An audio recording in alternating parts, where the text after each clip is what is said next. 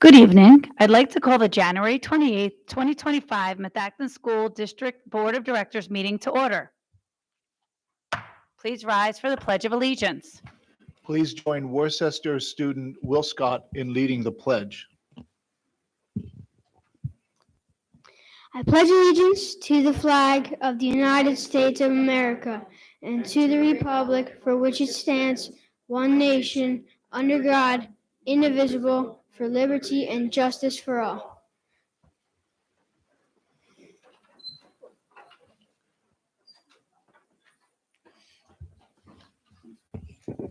Now let's hear from Abel Toth, Worcester student, on how much we love Worcester Elementary School. Abel? Hello, my name is Abel Toth, and I attend Worcester Elementary School.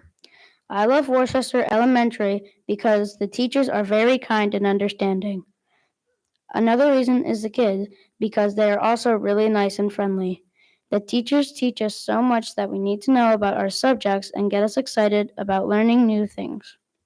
I love all the specials and clubs that help us learning what our interests are outside of school, and because everyone follows our three main rules: be respectful, be responsible, and be safe.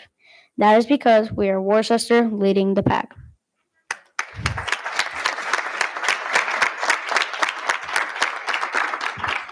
Will you two join our school board president and I out front for the issuance of the Junior School Board of Director certificates?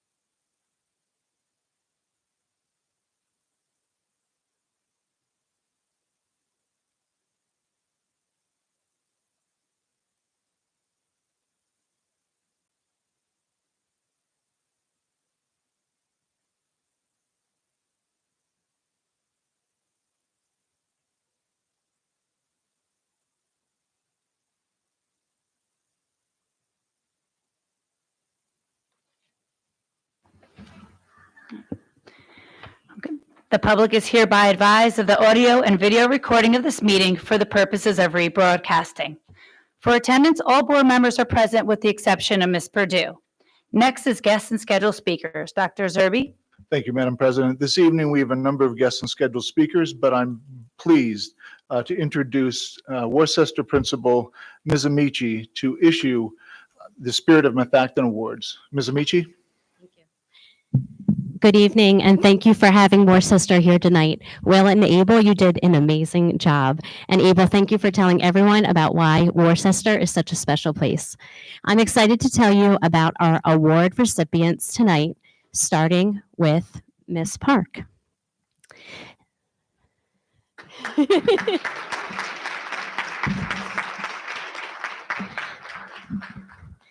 Miss Park is an energetic third grade teacher who is always looking for new and fun ways to engage her lucky students.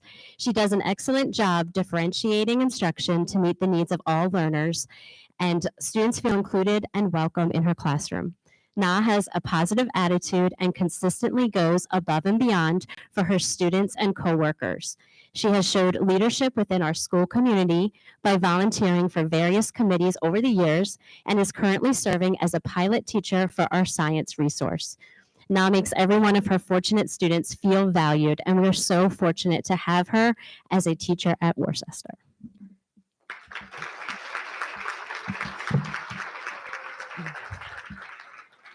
Next, we'd like to recognize Nurse Jody Latanzi.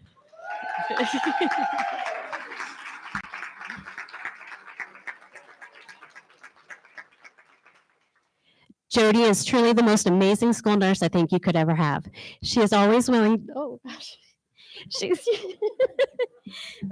She is always willing to help and goes the extra mile for the students at Worcester. Jody has a positive attitude and approaches all situations with a sense of calm and clarity. She is a collaborative team member and works to ensure that the physical and emotional needs of our students are met. Jody also has a great sense of humor and consistently makes fellow staff members smile. Worcester students adore her, and she makes each of them feel special. We appreciate Jody's dedication and all that she has done for the families, staff, and students at Worcester.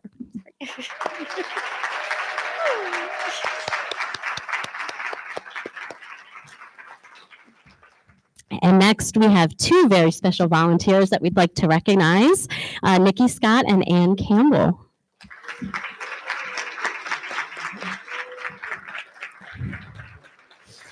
Both Nikki and Ann are remarkable volunteers at Worcester. Both Ann and Nikki can often be found in the library helping to check books in and out and have become experts at shelving books. Both Nikki and Ann hold leadership positions on our home and school board, volunteer for many school events, and organize fun activities for all of Worcester to enjoy. For several years, Ann has created remarkable teacher appreciation celebrations and organized our winter workshop, a much-loved fundraiser during the holiday season. And Nikki leads our school movie nights, started our We Love Worcester Spirit Day, and never runs out of ideas to promote spirit within our school. Not to mention, she's always ready to design a t-shirt. Worcester is lucky to have parent volunteers, but we are even luckier to have Nikki and Ann as volunteers. Thank you for your creative ideas, your time, and your commitment to Worcester.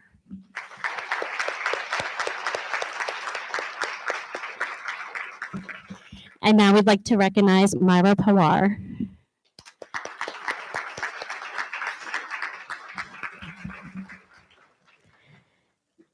Myra is a fourth grade student at Worcester and exemplifies our school and district core values.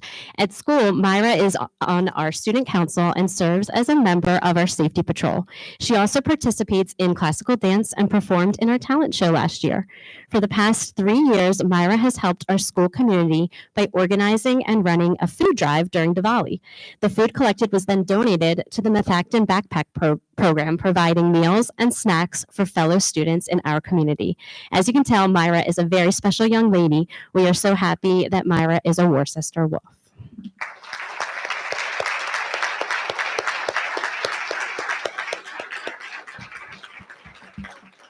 It's an absolute privilege to work and learn with all of these individuals, and thank you all for your commitment.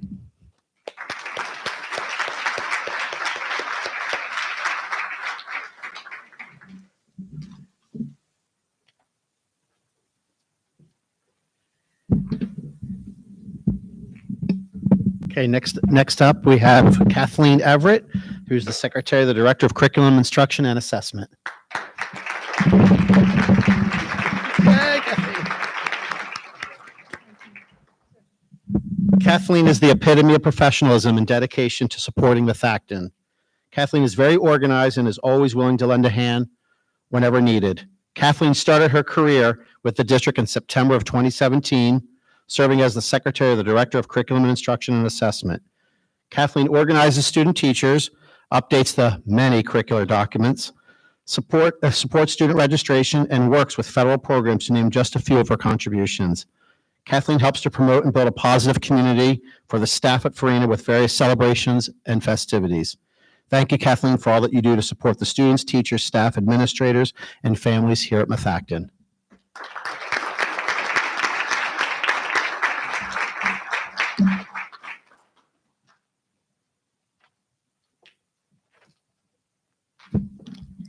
I don't believe that Michelle is here. Okay. We're first going to honor Michelle Terranova. She is a food service employee at Arrowhead Elementary School. Michelle has been working at Arrowhead Elementary School since September 28, 2011, 13 years and counting. She is an exceptional employee who collaborates effectively with both students and staff.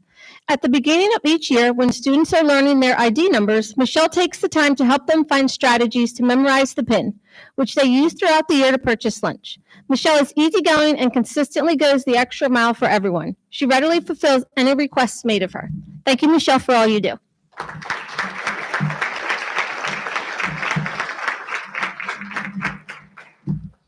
Next up, we have Diane Gambone.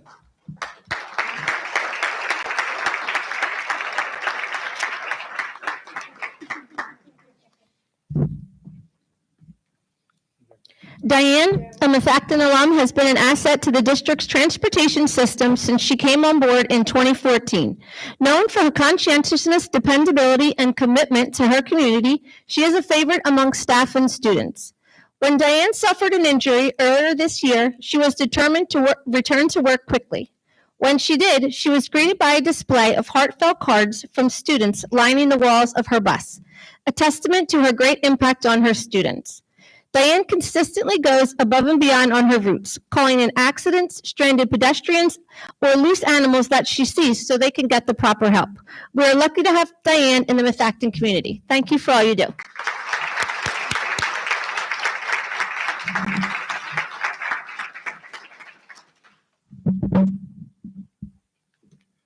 Good evening. Last but certainly not least is Robert Jack Peoples.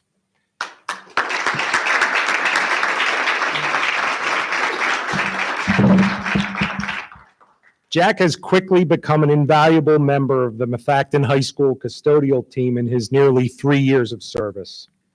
Known for his reliability and dedication, Jack consistently goes above and beyond his regular duties. He is often called upon to serve as a head custodian at other schools to cover absences and volunteers to be on call for after-hour issues, including during holidays and weekends. Jack's willingness to step in wherever needed, along with his strong teamwork ethic, makes him a go-to person that his colleagues and supervisors can always count on. His contributions reflect not only his commitment to his work, but also his dedication to the success and smooth operation of the school community.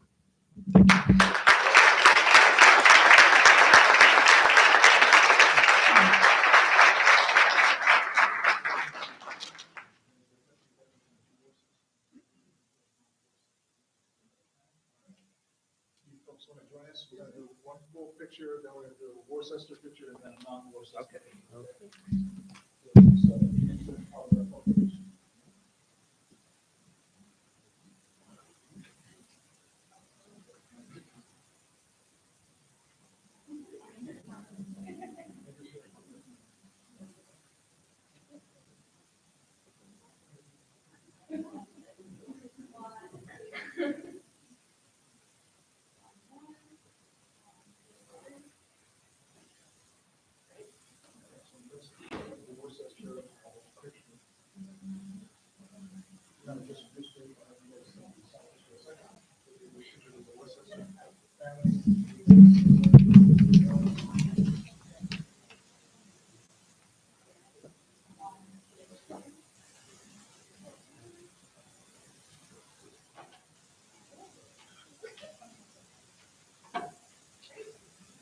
Congratulations.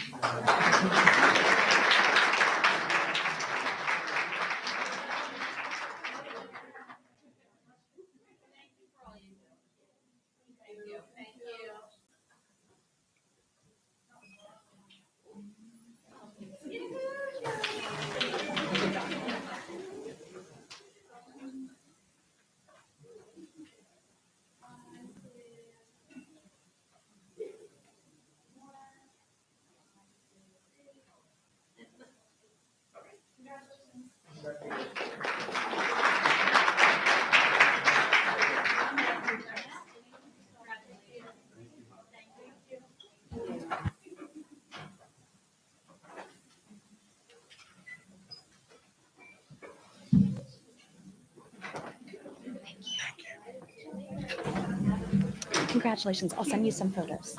Thank you so much.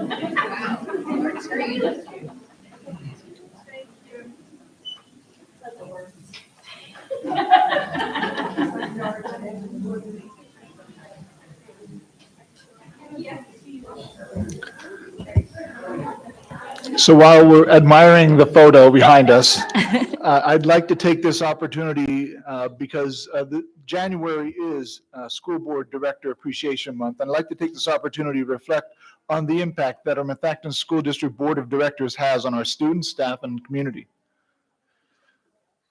As a director, you play a crucial role in shaping the lives of young people across Lower Providence and Worcester Townships. It takes a village to create a high-quality education system where all students can succeed, and you are a key part of that team.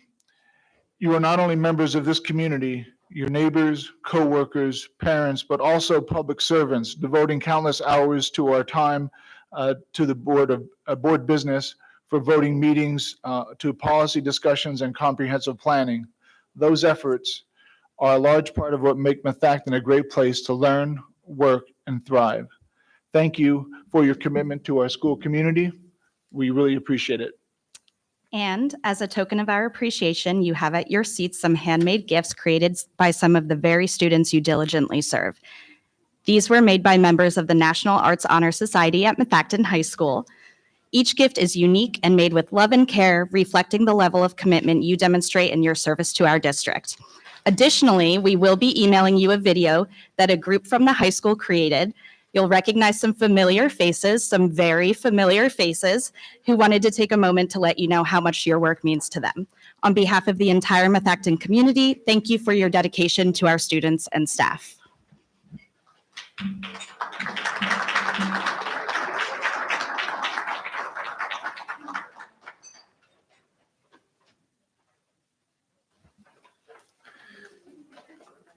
And next on the agenda for guests and scheduled speakers is the Methacton High School project update. We have Devin Bradbury from the Schrader Group here with us, and Josh Grice from CHA. Members of the Board of School Directors, there is a printout of the presentation at your seat. Thank you. Thank you, Dr. Zerbe, and good evening, everybody. Devin and I are here tonight to give a brief update on the schematic design phase of the high school planning project. To start out, I'm just going to do a quick recap of some of the discussions and initial steps that we've had so far. So as you remember, following the concept phase, where some of those initial ideas of how to kind of recreate, reshape the campus and the high school were presented, we have moved into what we call the schematic design phase. So that phase started in October and it's going to take us through March. And as planned with the board involvement and the board process, each phase moving forward will go through formal board approval for us to proceed on to the next phase. So currently the schematic design phase, which you'll be getting a final update in March. There'll be a decision at that point to proceed into what we call design development. And that simply is a phase which provides much more detail to these schematic plans. Also, as part of that design development timeframe would be an Act 34 hearing. That is a public hearing where the plans, the budgets, and the building program are all discussed in a public forum, after which point, assuming that the board again decides to move forward with the project, we would move into construction documents, which really is when Devin's team puts together the final details and the final bid packages for bidding. So that is going to extend all the way through January of 2026. So then there's a public bidding phase of about 2 months where those plans are reviewed, they're evaluated, and the district receives and evaluates bids, any alternate bids that may be entertained at that point. And we're looking for the approval of those bids in March of 2026. So quite a long time frame yet just for the design phase and the approval process before we can even get bids for the project. For the construction phase itself, we're looking at starting spring, summer of 2026. So really taking advantage of that initial summer timeframe to start earthwork, perhaps footings for the building, and to really start to kind of recreate the shape of the terrain out there as needed. So about a 2.5-year timeframe overall for construction, looking to move students into the new building over the winter break of about December 2028. Obviously, following that would be the demolition of the existing school and site restoration, taking us into the summer timeframe of 2029. So again, it seems like a long time away from this point. It is over a year of design, several years of construction, and obviously we can't get there without continued updates and continued endorsement and approval from the board. So thank you, everybody, for your time and consideration here with getting these updates. So with the schematic design process, we have had some key submissions related to local agency planning and approvals. We did have a meeting with Worcester Township officials. It was more of an informal sort of kickoff meeting back on November 11th, just to present some initial ideas and understand where some of the challenges may come from as far as the approval process. An official sketch plan submission was made on January 7th. So that is a sketch plan that is now in the hands of the township for them to start providing some technical feedback for our team to understand, again, where some of the challenges related to zoning, land development may be. On site here, there are ongoing testing, infiltration testing, which is for stormwater design, geotechnical testing, understanding where rock may be and certain subsurface conditions on the site. Obviously, that helps with constructability and also budgeting for site work. One of the longest duration approvals is going to be the Conservation District. As you may remember from other projects on campus, perhaps the turf project, that process itself could be a 12-month timeframe for approvals. So that is, again, those initial infiltration testing and other geotechnical testing really is key to getting that submission made. There's also a traffic impact study, which will be starting in February. Obviously, site circulation, not only internally, but on surrounding neighborhood roads is going to be a big focus. That traffic impact study is going to help us answer a lot of questions related to best circulation through and around the site. We also held a meeting with the adjacent property owners on January 13th to hear some initial feedback, concerns, comments that maybe can be incorporated, assuming that we move into a design and construction timeframe of how best to accommodate, again, some of the traffic, some of the difficulty with circulation, and some of the immediate neighbor concerns as we look towards a construction timeframe. So again, with Worcester Township, we do have several zoning considerations that we're keeping an eye on. I won't read through all of them. I think we've touched on them briefly in the past. Building height is going to be a key component. We are still considering maybe an option of a 3-story building, which would help us to shrink the footprint of the building. There are several other items that will be discussed with the township and required for approval. So again, this land development process will take the better part of 12 months, certainly, to do. Challenges such as these are exactly why it needs to take that long. Everything related to zoning, planning commission approval, those are all public meetings with Worcester Township. So again, additional opportunity for input and feedback at the township level. We just also want to include the latest programming update, and basically the programming is what is established for how the curriculum and programs within the building are to be delivered, certain quantity of spaces, square footage of spaces, and overall with the program, including a district office space of approximately 12,000 square feet, the total gross square footage is 333,000 square feet for the building. So that's consistent with where our earlier conceptual design numbers were. If there are any opportunities for savings with that square footage, we're continually looking at opportunities with how the curriculum programs are delivered. If we can reduce that square footage, obviously that will decrease the building cost. So that will be a continued focus of our team and the district administration to see how efficient can we make this building footprint to get that number as low as possible. So again, the program and the planned site work generally are consistent with what the conceptual update had been previously. Our cost estimates, therefore, are pretty much the same at this point, ranging from $206 million to $219 million all-in project. When I say all in, that includes soft costs. Again, as our land development continues, there may be adjustments needed for site related items. If we can reduce that building footprint or building square footage, obviously that will be an impact.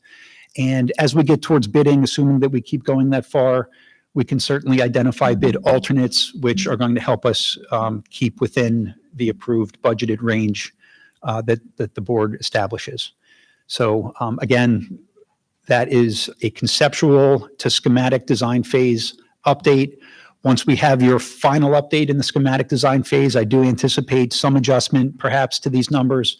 But for now, reviewing the program, reviewing the planned building size, we're consistent with where we had been previously. So moving forward, I know the district has been very proactive with making sure that all stakeholders are heard. There will certainly be many other opportunities for input as we go through the process, both at the school board level, at the township level, local agency level. I mentioned that conservation district approval process. End user meetings will also be scheduled as we move through the process, and that's basically sitting down with department heads or certain key instructors to really make sure that what is planned for those spaces really fits the needs, not just today, but in the future for the students. As well as future student and community input sessions. I'm sure that they will be planned, scheduled as we move forward. Okay, with that, I'll turn it over to Devin. He can take you through some of the latest updates to the plan. Great. Thank you, Mr. Grice. Thank you, everyone, and congrats on your lovely gifts that you received tonight. Those look pretty awesome. So that's a recap. We'll just kind of show some of the updated site plans. You've seen some of these slides before, so this is again just to reset where we were before. We have all of these existing constraints on the site shown and some potential access points. As you can see, we currently have 4 access points on Krebo Mill, and we were again looking at the one across Krebo Mill on Mill Road. So again, you've seen this slide before. There's one compact area of development that we can utilize, keeping in mind that all of those other areas are kind of out of reach at this point. So let's get into the update on the site plan. You can see the area in green is the new building, proposed building. It's a very faint line, but there is a dashed line where the existing building is, and you can see we are clear of that at the moment. Just focusing on the building, we are pursuing a 3-story academic wing for this building.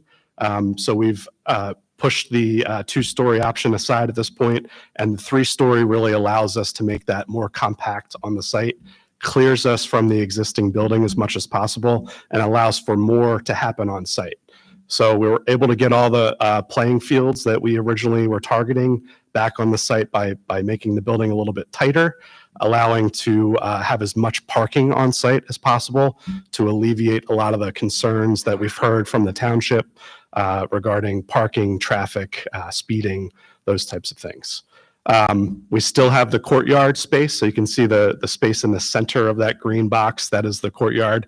The space directly to the north on this plan is the 3-story piece, and you can kind of see that little separated area. I don't know if there's a pointer on this, is there? Oh, there we go. All right. So this 3-story area is located here at the back of the site. That's a 3-story academic wing.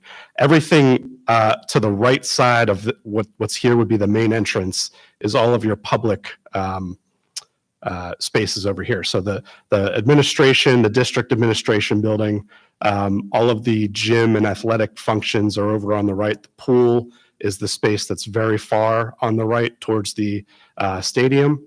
And then the auditorium is just to the left of that common space.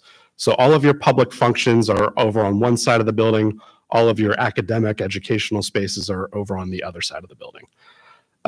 As far as the site goes, I mentioned the 3 access points on the site. So we have very separate access points, and this is intentional.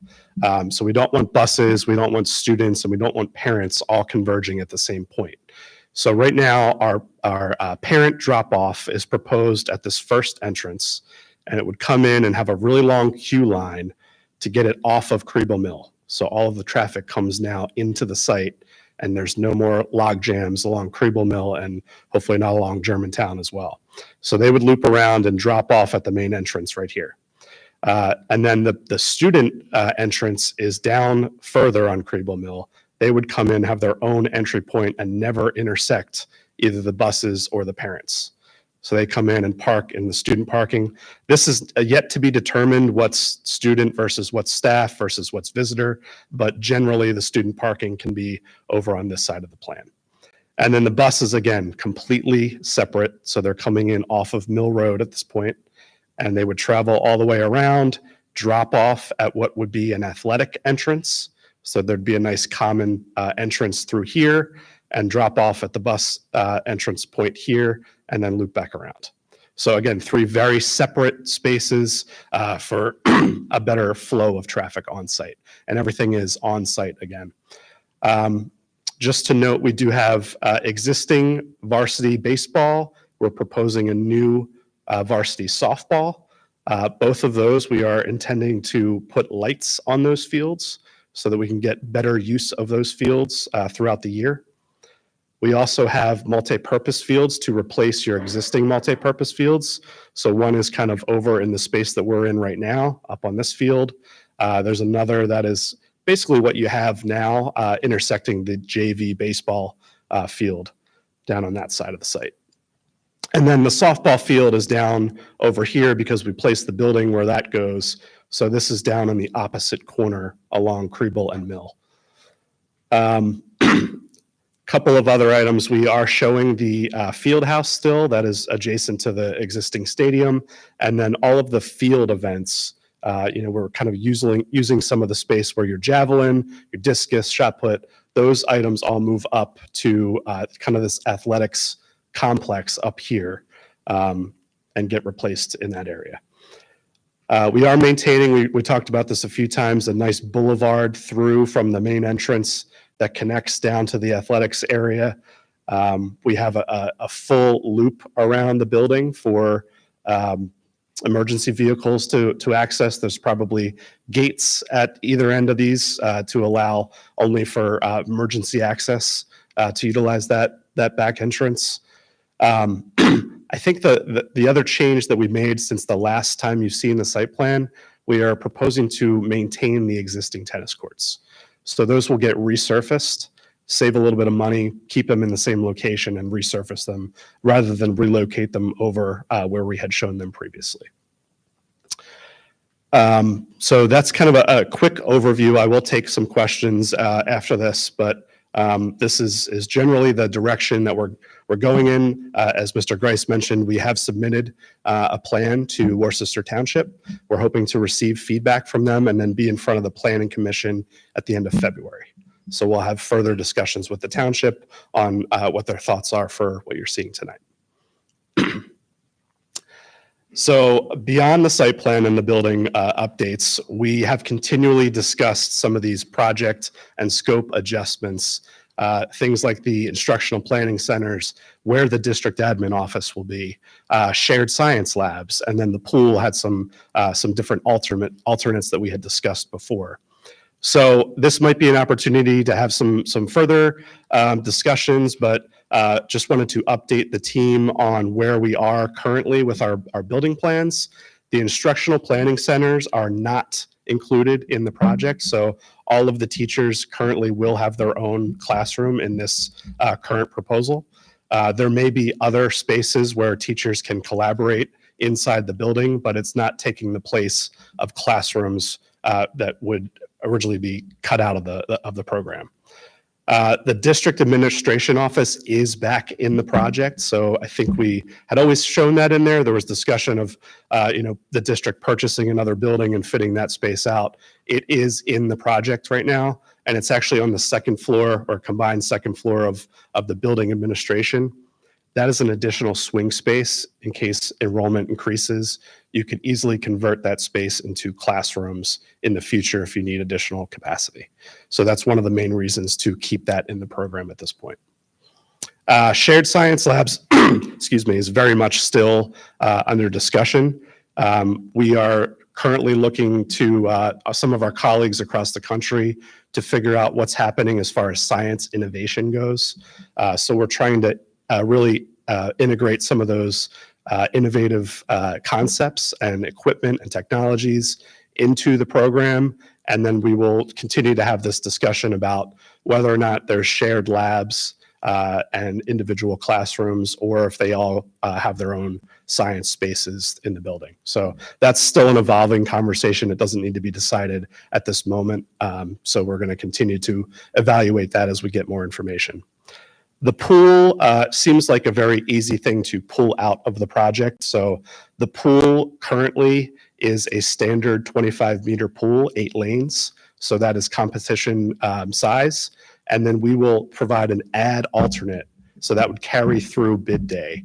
So you can actually see what the cost would be. And that would be to provide a bulkhead and increase the size of the pool. So you would go from a standard 25-meter to, I think, a 35-meter pool, and you'd have a bulkhead, and that would just increase the length of the pool. And that allows for a lot of flexibility with pool programs, but you'll be able to decide that on bid day so we can carry that through the project. You don't have to make that decision today. So those are the 4 topics that we've kind of gone back and forth over the past several months. I will, I guess, turn it over to Dr. Zerbe and see if there's any questions on any of those. Thank you, Devin, and thank you, Josh. Are there any questions from members of the board? Pooja? I just have a couple of questions. What are teaching stations? Teaching stations. where do you Yeah, see that was on, Oh, that's back on the building program here. yeah. So those are, I want to make sure I'm getting that Sorry. right. So those are the actual spaces that get capacity. So in a more utilitarian word, it's just a classroom that has capacity in it. Okay. So those are your standard classrooms, or some of your like FCS classrooms might have what would typically be a homeroom back when I was in school. So those are the numbers of classrooms that account for the capacity, if that makes any sense. Yeah, yeah. Okay. And then what would the student capacity be if you included that swing space? So the swing space for the district admin space. I guess, yeah. So if we were to convert the district admin space back to classrooms, Right. you would add 8 classrooms, which would be about 200 students. Okay. Thank you, that's it. Thanks. Any other questions to my left? Ms. Cancro? I attended the meeting with the neighbors, and their biggest concern, I think, what they were voicing, and I thought the civil engineer was really great with answering it, but just wanted to just have the board be aware, was water retention. And with the design, you know, the neighbors were really saying that the water was really infiltrating their whole area. There's icy roads. It was going into their property. Erosion was happening around there. You know, and to be honest with you, something that I was not aware of with what you had already done. And if you could just explain what we currently have when it comes to water retention, and that what this position could do, and what we could hold, and what it could do for our neighbors as far as that area of concern. Sure, that's an excellent point. And this was one of the major topics with the neighbors when we spoke with them. So when you first built this building, there were no stormwater measures in place because there were no codes around it. So you really had nothing on the site that required any stormwater capture or anything like that. When you did the turf field up here, you were required to put in a retention basin that is essentially right up in this area. So that accounted for stormwater management for just the disturbed area that required for the turf field. Now we're required with this project to account for the stormwater for the entire site. So what you had just for here, we're now increasing that to include the entire site, and the restrictions are now a lot more conservative with the conservation district at the moment. So not only are we trying to maintain some of this above ground basin that we have currently in place, but we're adding underground stormwater basins under some of the parking areas here, under this entire multi-purpose field. So you see the size of that. and then under some other parking areas up in this area. So it's going to significantly improve the conditions that are currently happening on site just by the sheer volume of site disturbance. And now we're having to account for that as far as the calculations go. Thank you. And I think the only last thing to share with them too is that it was all about traffic flow and the concern of traffic, but then also the parking. And I thought it was interesting with this, that what they explained from the engineers, that where the buses come, there really are like 27 buses that come in through the back neighborhood, and that really the access of parents and the staff and the teachers and students are going to come out through Germantown and other areas. So it's not a flood of the back roads that we currently see in Crable Mill. Is that correct? Yeah, I can't speak for the civil engineering. We're still getting the traffic study completed. So you'll have a lot more information once we do have the results of the traffic study, and the township will weigh in on all that. But I believe the point is that now a lot of the traffic is going to be actually on site rather than kind of meandering around just that front parking lot. Everything we currently have now is very front heavy, and there's not a lot of queue space for drop off and things like that. And again, the buses you mentioned, they're all coming in from basically one point at this point. Now we're spreading them out throughout the site, and it should alleviate a lot of the traffic. Thank you. Any other questions from my left? Seeing none to my right. Ms. Clary? Let's stick with parking for a second. Hi.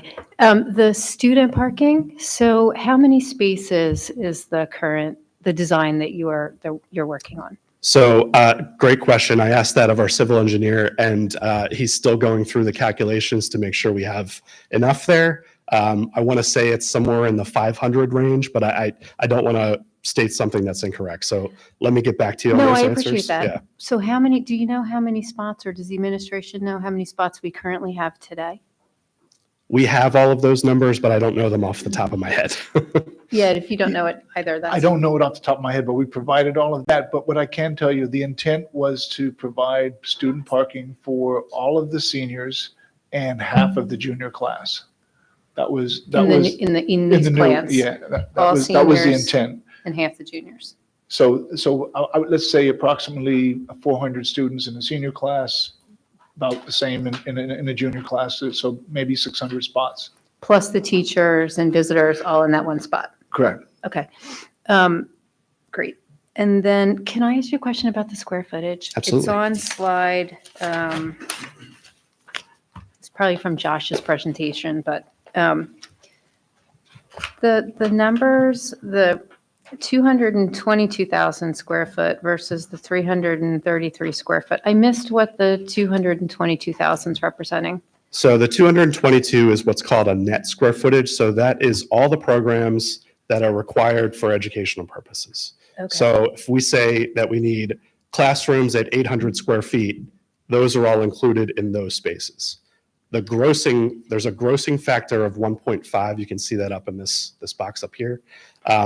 Okay. So if you take all the net square footage, multiply times 1.5, that's the gross square footage. That accounts for all your mechanical spaces, all your corridors, all your toilet rooms, and the support spaces throughout the building.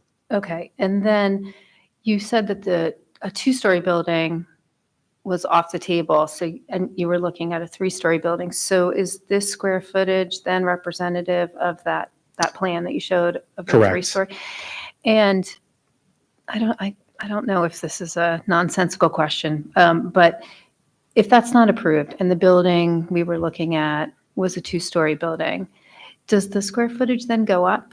The square footage stays the same. Okay. It's the footprint on the site because we'd have to take Right. that space and then put it down Put it- on the lower right. level. So Okay. the benefit here is you're reducing the footprint and maybe opening up some space around the site for things like athletic fields and parking. Right. You also may see some savings in cost just because there's less footprint, less roof, less materials. By going up. By Yeah. going up. That makes sense. Okay. Thank you so much. You're welcome. Any other questions for Ms. Graff? Yeah, so thanks so much. This is a really nice update. Sure. A couple of simple ones. First, do we know the public meeting dates for the zoning meetings in Worcester and the planning committee meetings? Do we have those dates? We do have this. February, but that's planning commission. It's not zoning. So the planning commission, I believe, is the 27th of February. Zoning would be April. Okay.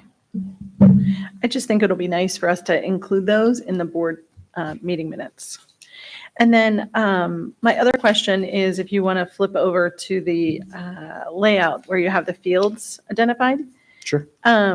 So I see that we originally had 4 fields, 2 baseball, 2 softball. Now I see we have an existing baseball and then 2 softball fields. And then I sort of see an existing JV baseball field back there along that back entrance. Correct. Is there actually going to be a field there that overlaps with that multi-purpose field? That is. So the intent is to provide one varsity, one varsity baseball, one varsity softball, and then a JV baseball and a JV softball. And then that we'll, in does addition, overlap. have that multi-purpose area as well as. Correct.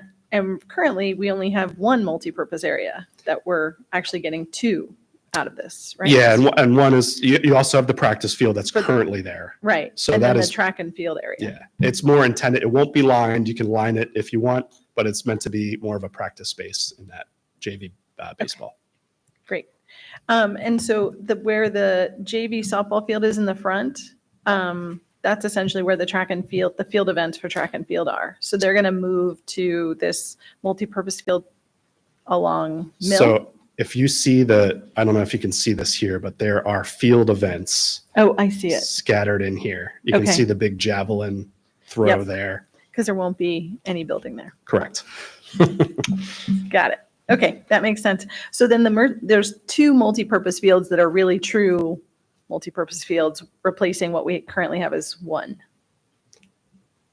I don't want to commit to that Thank you. because the one that's overlapping the baseball field, it would be lined as you would have to do the lining yourself. So it would just be open space It at would this be open point, but space. you could use it for a field. But you could see it's big enough for a Yeah. multi-purpose field. Okay, that's super helpful.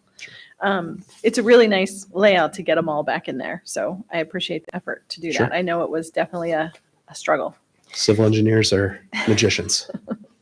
And then my other question was, and this may be a question for Josh. I see in here we have a 3% escalation on our soft costs. So that 3% annual escalation assumes how many years? I believe at the time of that conceptual, it was 2.5 years to the midpoint of construction. That's typically how we evaluate the inflation factor. Okay. After that point, once materials have pretty much been all sourced and delivered, it kind of tapers off at that point. So I believe in those calculations, it was 2.5 years from that point, which would have been the midpoint of construction. Okay, so crazy question, but if we said in March, we're going to stop proceeding with this project, we're going to take where we are and we're going to hold on the design development phase for 1 year, would we assume a 3% increase escalation in cost? We would, yes. Okay, thank you. Any other questions from members to my right? Seeing none, that ends our presentations this evening. Josh and Devin, thank you so much for your time. Thank you very much. We'll now move to reports. The committee reports are attached. From the MCIU this month, Ms. Purdue is not present, so she will not be reporting on it here, but you could see the attachment for your review. The North Monco Tech, Ms. Alston and Mr. Mursky. All right, thank you. I guess there's two meetings since our last update. In December, on Monday, December 16th, the boards from all the sending districts of North Monco Tech were invited to attend a wonderful holiday dinner with a pig roast theme. At the meeting held after dinner, the Joint Operating Committee reorganized and Al Resch of North Penn was elected as chairperson, and I was honored to be reelected as vice chair. Our January meeting was held on Wednesday, January 22nd, virtually. We discussed engaging the Montgomery County Planning Commission to conduct a study of enrollment projections and trends for the school. And we also heard about ongoing Skills USA competitions. Heard that we were recently awarded an $85,000 grant for the purchase of equipment for students in our public safety, computer integrated machining, and construction carpentry programs. And I would also like to let you know that there is an open house scheduled January 30th from 5 to 7 p.m. at North Monco Tech for anyone whose students might be interested in attending the school. Thank you. Thank you very much. Next will be our high school board representatives, Sol Martin and Maren Wells. Good evening, everyone. To start off, Minithon raised money for kids with cancer by selling t-shirts during lunches for the Blue Out basketball game that was held on January 25th. The cheerleading team qualified for the PIAA Competitive Spirit State Championship, which will take place January 30th and 31st, and they also took first place in the PAC Championship. FCCLA's annual Mr. Methacton signups were out, and they were due on January 17th. This event is going to be held on May 16th. The freshman, sophomore, and junior classes were gathered in the auditorium for a presentation by an unusual keynote speaker. The main idea that the speaker focused on was saying yes before you say no. The key point of the presentation was to encourage students to be open-minded and to try new things. He also reiterated respect, and that is shown by being on time to school and following our cell phone policy. He made the kids remember these ideas in an unusual way. He performed juggling tricks and balanced a chair on his face. Methacton Unified Bocce has had meets throughout January and did amazing. Unified alumni and best buddies came to support the team for their meet against North Penn. The Methacton Environmental Club hosted a thrift store in the library with a huge turnout. They are planning to use the money raised to help adopt a zoo animal and save the rest to fund Earth Day. The high school had midterms from January 21st to the 24th, and the second marking period ended on January 27th. In a recent This Week with Dr. Euchre, she shared a reminder to students and staff that our 3 words that we live by at MHS is safe, respectful, and responsible. These are the behaviors we need to model within our community, and that we all need to be the change we want to see in the world. The National Art Honor Society hosted the Merry Market in the cafeteria. Many different clubs sold items and donated their money to their desired charity. The turnout was great, with so many items being sold like artwork, ceramic bowls, pins, baked goods, and so much more. Happy New Year, everyone. That was a nice long break that us students really enjoyed. Both Minithon and the senior class each had a separate contest to make either a senior class shirt or a Minithon blackout shirt with a free senior banquet ticket for the winner of the senior shirt. And then we also had a chance to participate in picking our seniors and their superlatives for our upcoming senior banquet, which was really fun and an exciting experience. The boys and girls swim team are on a winning roll right now, which is great for them this year. They had an amazing win against Pot Grove during their senior night. The tryouts for esports happened a week after midterms, and Victoria James, who is a 10th grader, will be going to states for winter track, which is exciting. The defense team for mock trials competed on Wednesday the 22nd, and the prosecution will be competing on the 4th. And lastly, the 2025 Class Congress is having a dine and donate at the Honey Grow at the Providence Town Center this Friday, the 31st. Feel free to use code GIVE137 to help them raise money for their club. Thank you very much. What's that? I'm going to be dismissing. And I wanted to say that, Maren Wells, you participated in the cheerleading competition this past, so congratulations on winning the pack. Thank you. Nice. All right. All right. Please enjoy your evening, and we'll see you next time. Thank you very much. All right, we'll move down to the foundation update, which will be provided by next month. From communications, Mrs. Throwback.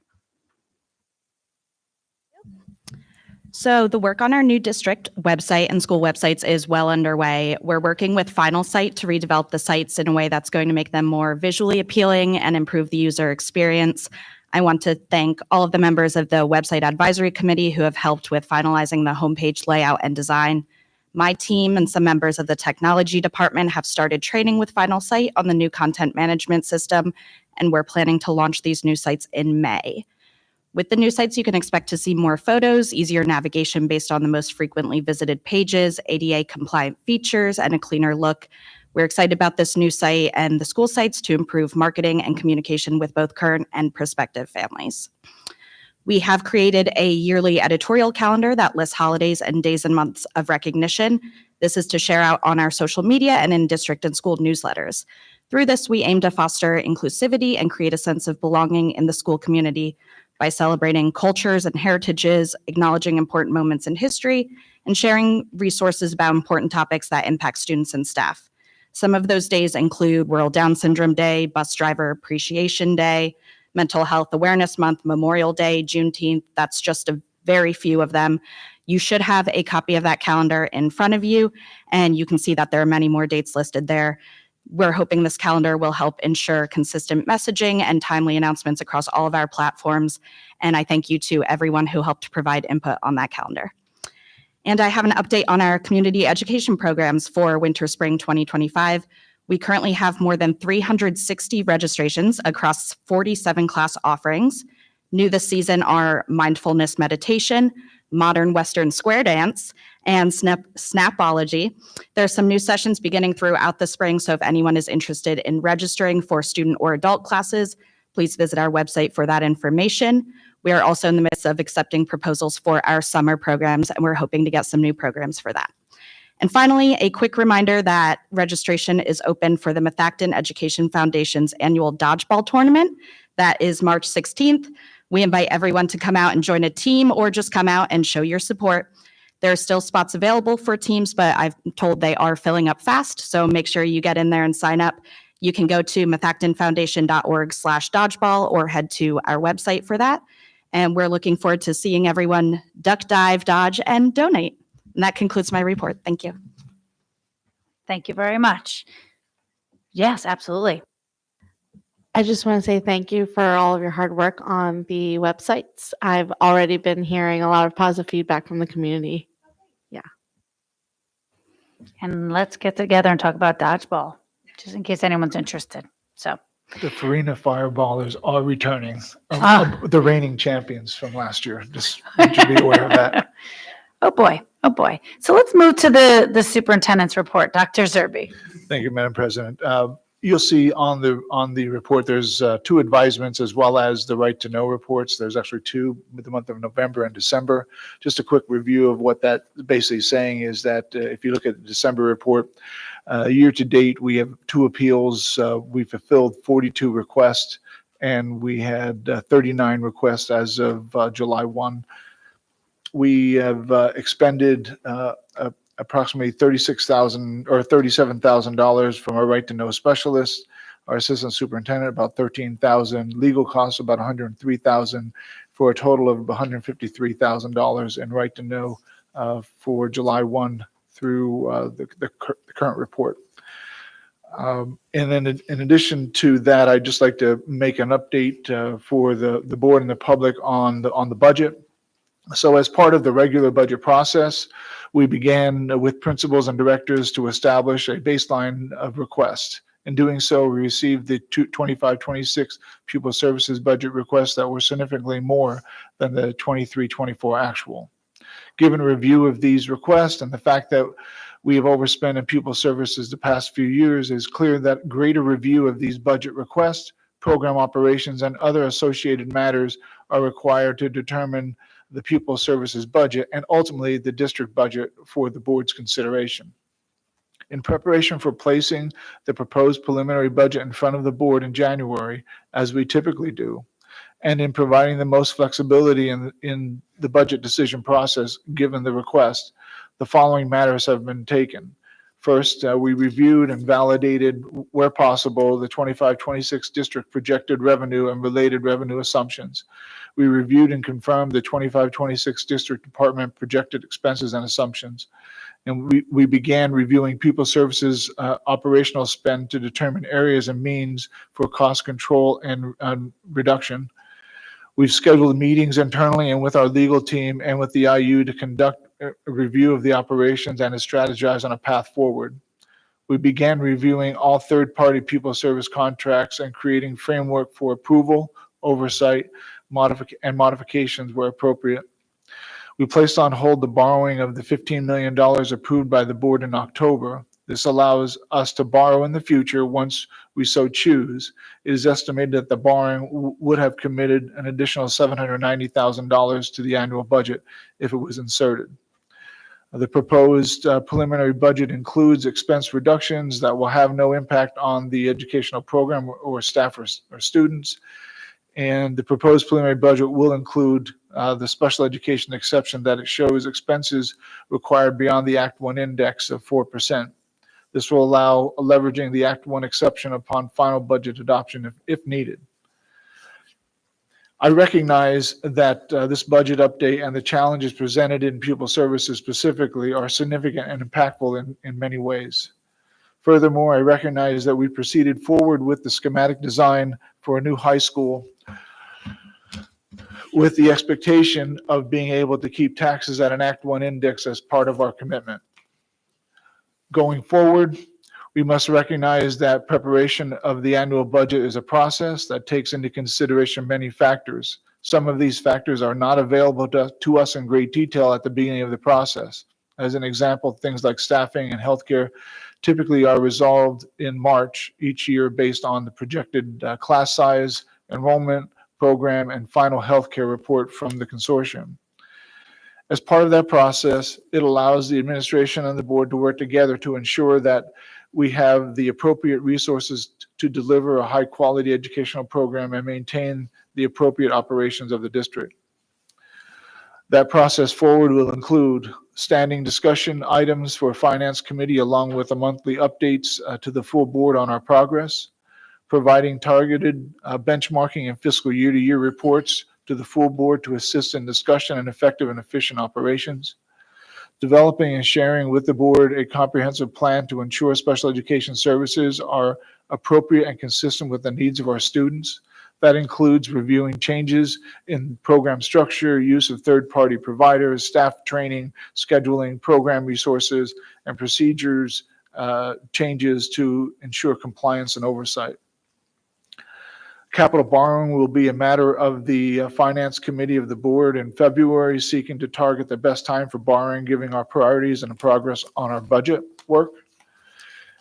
While I work towards preparing a final budget, we must keep in mind the educational operational needs. At the same time, consider making investments where appropriate and reductions where we are least effective.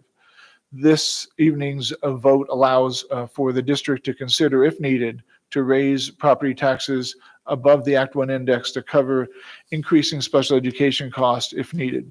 The Act 1 index is generally a calculation that takes into account the cost of goods and services in the prior year. A special education exception can be further explained through the use of the exception worksheet. Ms. Steffi, our Director of Business Services, placed the worksheet at each director's seat, and she'll review that now with the board. So everyone should have in their packet a sheet titled Special Education Expenditures. Just give everybody a second to get that out, and then I'm just going to run through it real quick.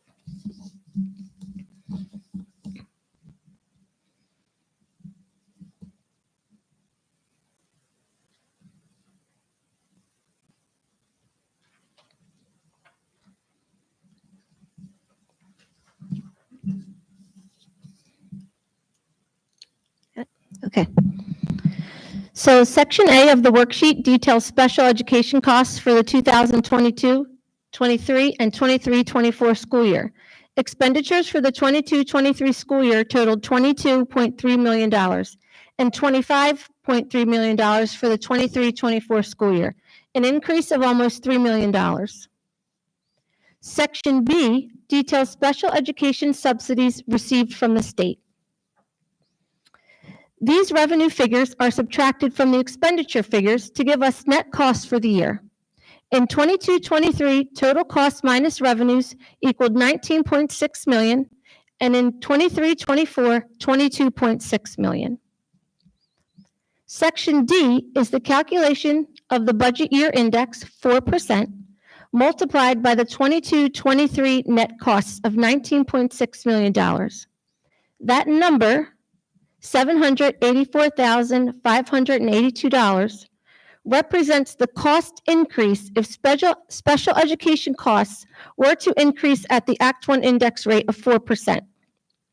The difference between the variance in cost year over year, $2.94 million, and the $784,000 represents the allowable exception, $2.159 million. So in summary, because Methacton special education costs are increasing at a rate greater than the Act 1 index, we are eligible for an exception equal to that difference. Thank you, Ms. Steffi. So in summation, the motion on the agenda this evening does not conclude the budget process, meaning it's not a finality in the process. The motion this evening authorizes the administration to post for public inspection the proposed preliminary budget for 20 days. If approved, there would be a motion on the agenda for the February 18th special meeting to approve the preliminary budget and apply and get approval to apply for the special education exception. Then, over the next several months, we would work, as outlined previously, towards a proposed final budget for approval in May. That ends my report. Thank you. We'll now move to public comment on board action items. The board will now take comments on board action items. This is an opportunity for residents to comment on matters that are to be decided upon as outlined on the agenda. The board asks that you keep your comments to 3 minutes or less. The Board of School Directors may choose to respond to matters following the conclusion of the comments on board action items.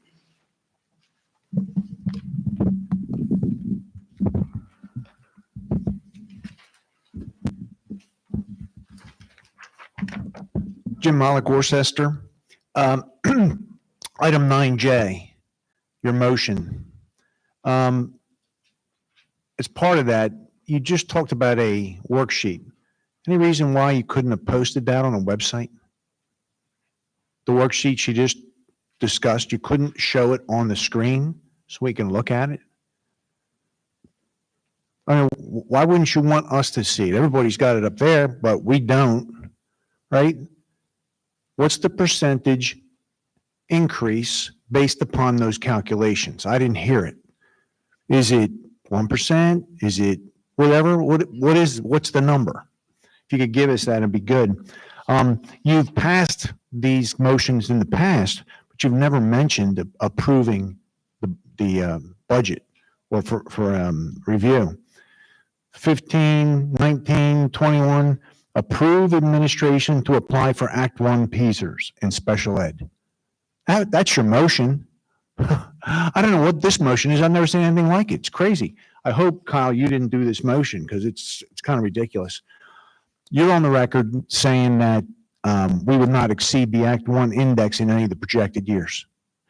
And according to your presentation 5 months ago, you projected the tax increase for this fiscal year coming up 1.4% without the 200 million and 2.6 with the 200 million.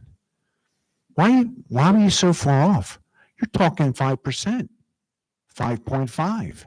You're telling us 5 months ago, 1.6. Can you explain? Well, 1.4. Can you explain that? The decision is being made without providing the public and the board with an analysis of the shortfall and all the possible options and alternatives. I heard the board get threatened about having to cut programs. You know that no programs have to get cut. And here's why. You got some options. Do nothing, exceed the index, and go to referendum. Let the public decide what kind of job you guys are doing. I prefer that method. Take money from the general fund to make up the shortfall.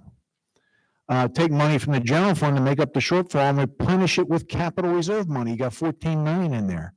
Don't fund the capital reserve because you got 14 million in there. Put the new high school project on hold because there was nearly an extra $2 million. Use surplus money to make up for the shortfall and perform a complete budget analysis to generate enough cuts to take care of the problem. You need to table this. There's just no way. I don't know what you're doing, but somebody's got to take responsibility. This place is like a boat in the ocean just floating around. Thanks. Thank you.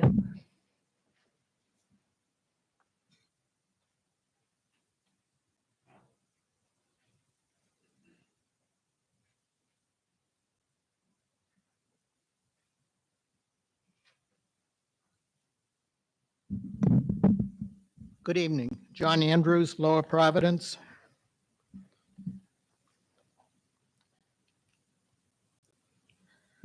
This evening, I address two problems of communication here for your directors to fix. Now, the first one, I was going to speak about Amanda Kelly leaving in the middle of last year and no replacement yet, no open position listed. But now I see that we do have a replacement for Amanda, Miss Skrabak. I'm not sure on the pronunciation. But during the time the position was vacant, we had the district doing a lousy job of communicating, which I think helped the idea of going with an expensive new school.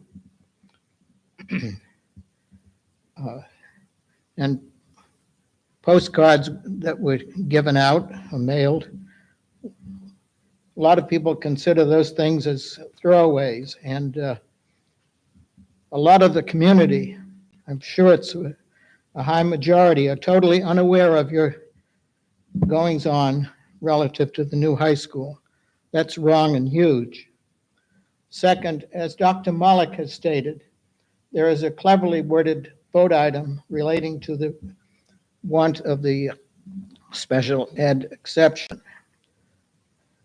As in past years, its wording should clearly be to get a vote on it and not a budget posting combined with a vote on that exception. If I were voting, it would be a no vote for this year's exemption proposal for a vote. With the national CPI close to 3%, many in our community cannot afford anything beyond the 4% that was spoken of a few months ago. Thank you. Thank you. Are there any further public comment on board action items? Seeing none, we will now move to board meeting minutes. May I have a motion to approve the November 26, 2024 regular board meeting and the December 2nd, 2025 reorganization meeting minutes as attached? Ms. Shana, may I have a second? Ms. Thiel, any comments or questions? All right. Seeing none, all those in favor? All those opposed? Motion carries 8-0. We'll now move to fiscal items.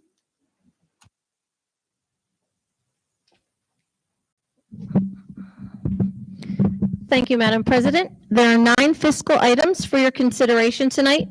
There have been no changes to items 9A through 9I.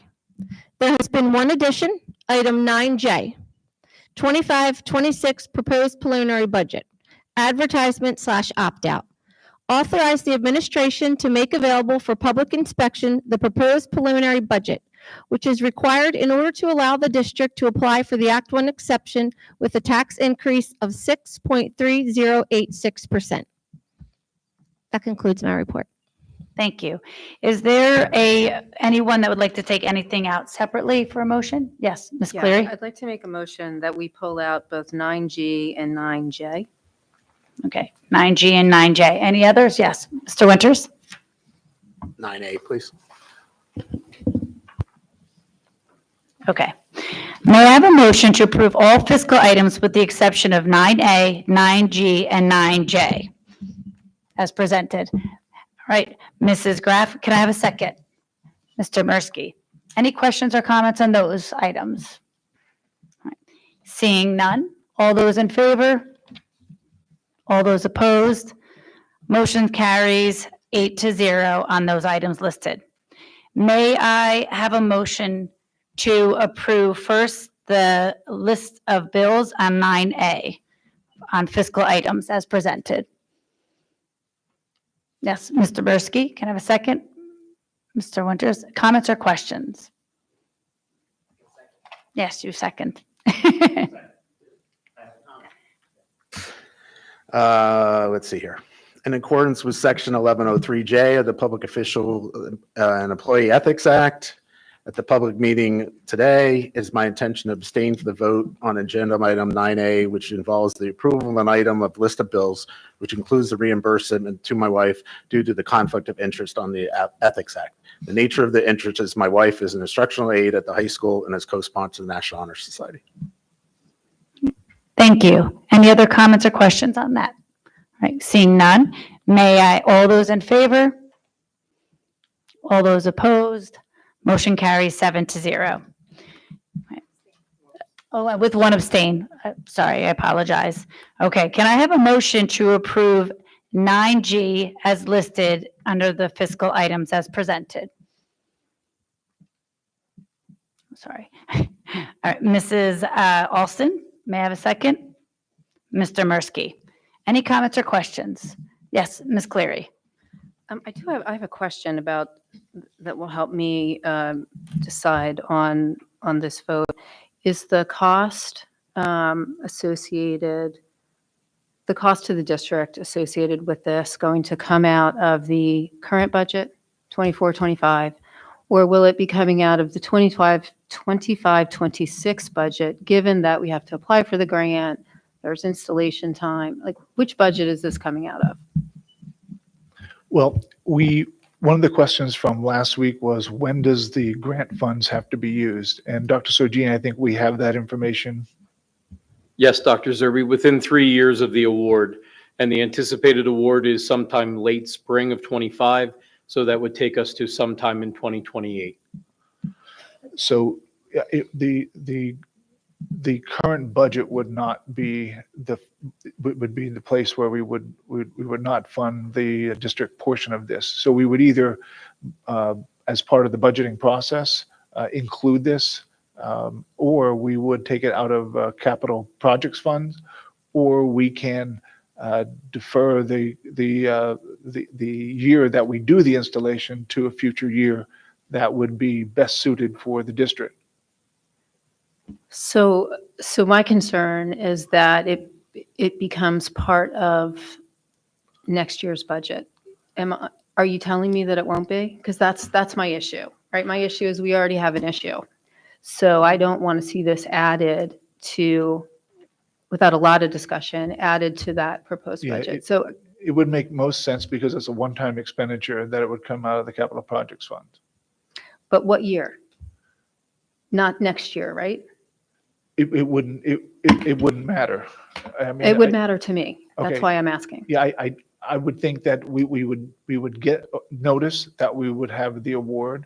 We would, I believe, would this be co-stars, Dr. Sorgini, or, okay. So we'd have to schedule and work with the vendor to say when the installation and the procurement of the products. So, I mean, it could be within the next 12 months. It could, that's the best I can, that's as soon as it could happen. Okay, thank you. Ms. Clear, I'm sorry. Yeah, yes, Ms. Graff. Yeah, I guess my question is it possible to amend this to require us to use capital project funds for this and not put it as in our operating budget? That may address Ms. Cleary's concerns. It also means it's coming out of a different account. It's not part of our operating expenditures. It doesn't actually impact the 25-26 budget. So could we amend this to require it to be, one, only move forward if we do in fact get the grant, and two, to require it to come out of non-operating budget expenses? Would that address? It would.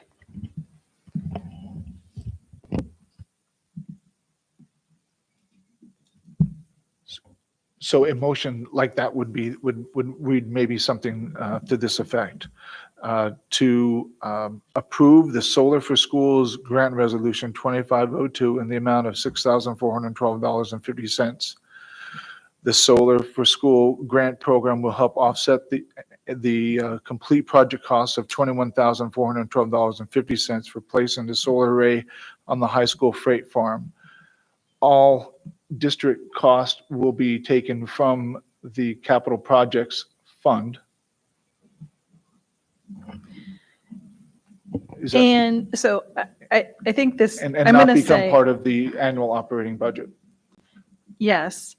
And I think that the wording in the first part of this needs to change to approve the district to apply for the Solar for Schools grant resolution, right? We're approving the application process.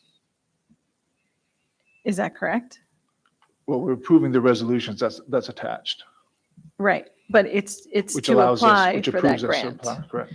And we're applying for the grant in the amount of 6,412, and the project cost total is 21,412 minus the 6,400 is what we would actually be spending, correct? I just want to clarify for the rest of the board. It's Yes. a $15,000 cost to the district.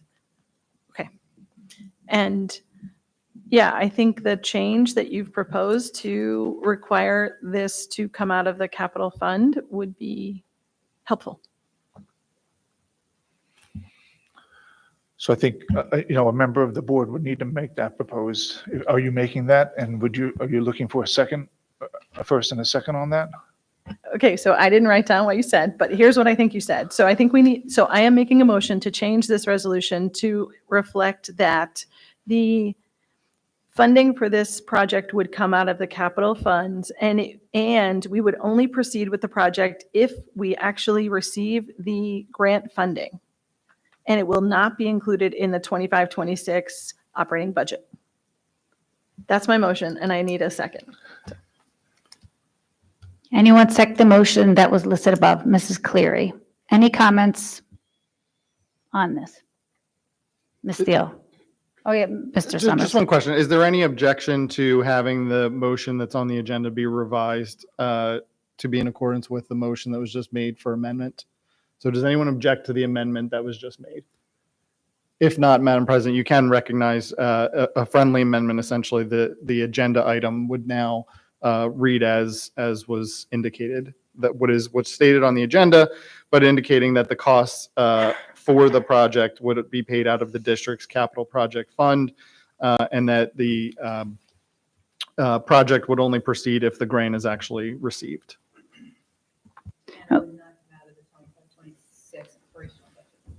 And that it would not come out of the 25-26 operational budget.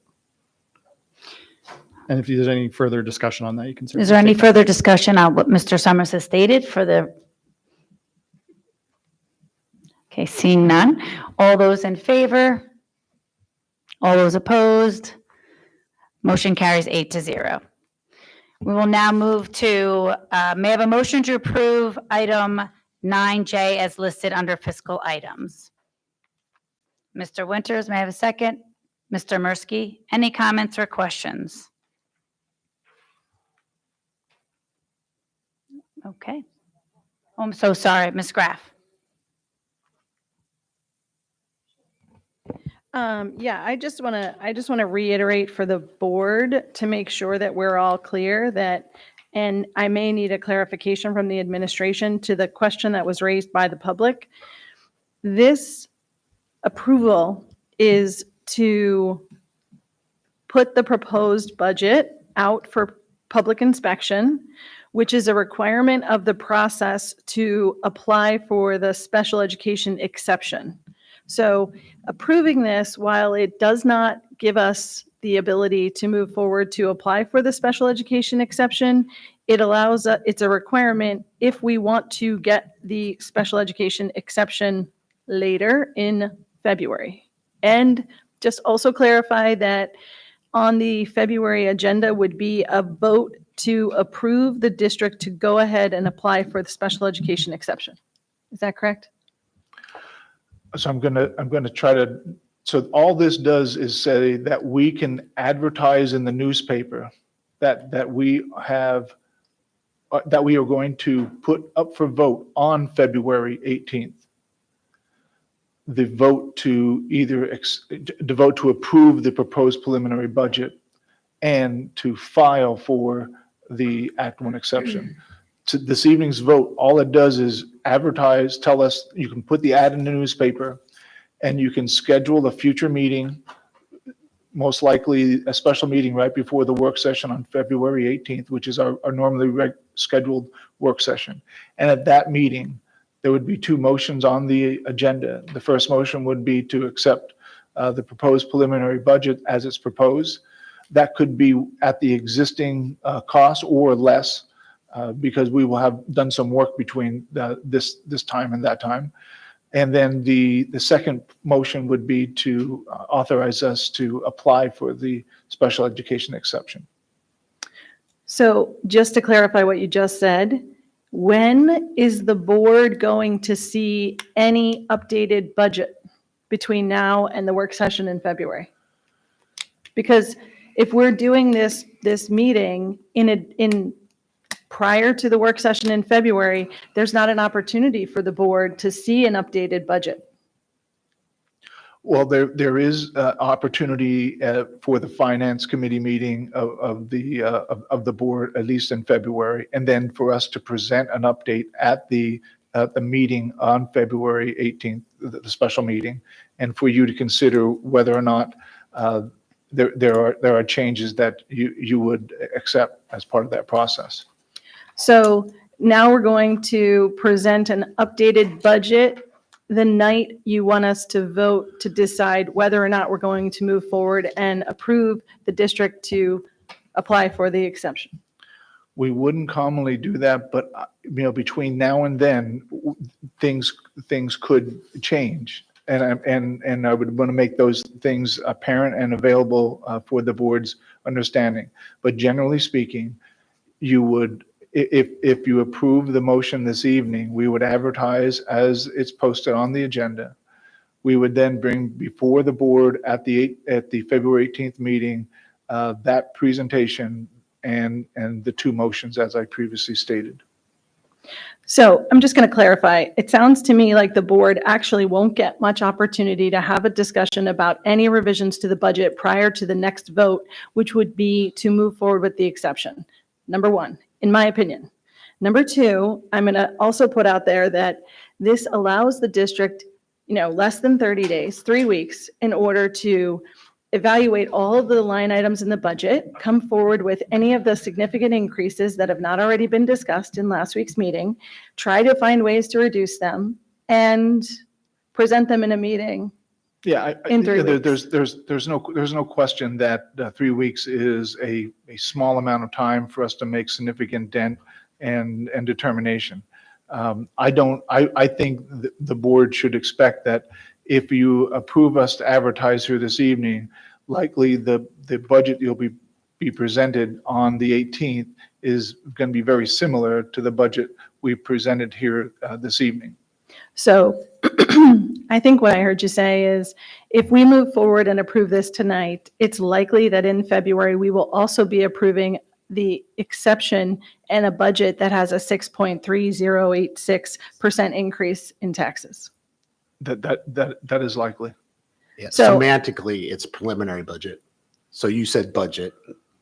It's preliminary budget that allows us time to get closer to the 4% and hopefully below the 4%. So it is not a commitment to that 6.3 at that particular point in time. Correct. So semantically, we need to be correct. Mhm. And I also encourage anybody that wants to come to the school board finance committee meeting, they're more than welcome if they're concerned about not being in tune with what's happening. While I also understand what you're saying about there's no incentive either for the district administration to get below 6.3 because there's no restriction on them. I would argue, Ms. Graff, that over the last 10 years, there's been, I think, 2 times, 3 times that we've taken the exception. I'm sure it was be pointed out to be exactly. We've only actually taken the We've exception taken the once. exception once, was the year We've after. applied for the exception. Year a after a couple 0% times. tax increase because we didn't have a sustainable tax base. So the premise that the committee or the administration is not encouraged to get close to 4%, I disagree with them. So I guess I'm just looking at past history, which is these significant costs in our pupil services existed in our budget last year, and they weren't rectified between last year and this year. And in October, the board was informed that we were not going to see an increase above 4%, even with the borrowing for the high school project. And either no one was looking at the numbers, no one was tracking the budget, or somebody was being misled. And I feel like I was misled in that whole process, because now we're sitting here a few months later and saying it's a whole different ballgame now. And so I guess maybe I am a little suspicious. Maybe I am a little concerned that the district is not paying close enough attention to where the budget is and what we're actually running on our spend rates. Because how does it go from October? We were on track, we had no concerns, and here we are in January and we're significantly higher. I just don't understand. Mr. Winters. I understand the frustration. I get that. I believe in this year's budget, there was an increase in special education of $2 million. It sounds like we may be overspending on that particular time, moving in this year, but it's still 5 months away from the full close. But there was an increase of $2 million. And the argument that, we should have raised taxes more earlier seems, I don't understand the principle. If we had been able to keep that from a control perspective, not having to take the special education exception during these times of significant increases for various reasons. And we don't even know necessarily that's the point, to have more time to know what we can do to adjust those. So the argument that maybe we can do other things to offset this year, with taking the suggestions that were made by the public, they are all options. We don't know what those options are. I don't discount any of them. They all or some piece of them maybe. And maybe by the time we get to May, we're down to 4% anyway. But we don't know that. So the principle of this discussion is not to say, I'm frustrated as heck. The purpose of this discussion is to have a point where we're making decisions based on fact and not on anger. So I'd like to just step in, and then I'll give another person a chance. I'm raising my hand to say this, that, this is definitely going into my 7th with this budget. And it is a tough situation because the state requires us to say, we want you can do this millage that you have to vote for in January. So the administration gets everything in November. They all of a sudden then have to pass it to us in January, and we have to make the decision. Last year, as all new board members, 5 of you came on and sat here and they were like, I've got to rush and make this decision to vote for an Act 1 index when I don't understand the budget and this is what I've got to do. But this, in seriousness, the state has done this calculations to say, this is what we think a school needs in order to function in current standings right now, 4%. We have always, year after year, have had to vote for it just to allow us the opportunity to work on the budget. But we always give the direction, and we always work in every committee, whether it's education, property, and particularly in finance. As you go through things, it goes back to finance, and everyone works together. The whole board and the administration work to do it. We have looked every 2 years at special education, and we have always have met it, which means there's a trend of going up. But we as a board have said, we're not going to do it, even though the state has given us this document to say, you guys need to increase so that you don't have to worry and fight about it. But we ignore it, and we keep it, and we tighten our purses and say, let's bring it back down. We want to be under 2, under 3. Last year was the highest that we had, and we didn't feel comfortable with it. So I understand, but we have work to do. The preliminary budget proposed is for us to take the preliminary budget, and chances are it will be the same one, but we have months to work on it, and work on all the program and review it. So I understand, but this special ed and the program that we just currently had, we implemented which I believe in a great model of inclusion, has definitely created a cost to us that was not discovered at the right time. I think that we need to take a moment, as you see in this, that's why I asked for this. You could see in each area where it was an increase that is very unpredictable, unfortunately. And so the student numbers have increased year after year after year. And so this is my goal is, my direction would be, we accept the Aquion Index and the special ed exemption, but with the focus of that I want us to be at 4 and below, and that is the work of the board and the administration. So that's where I stand.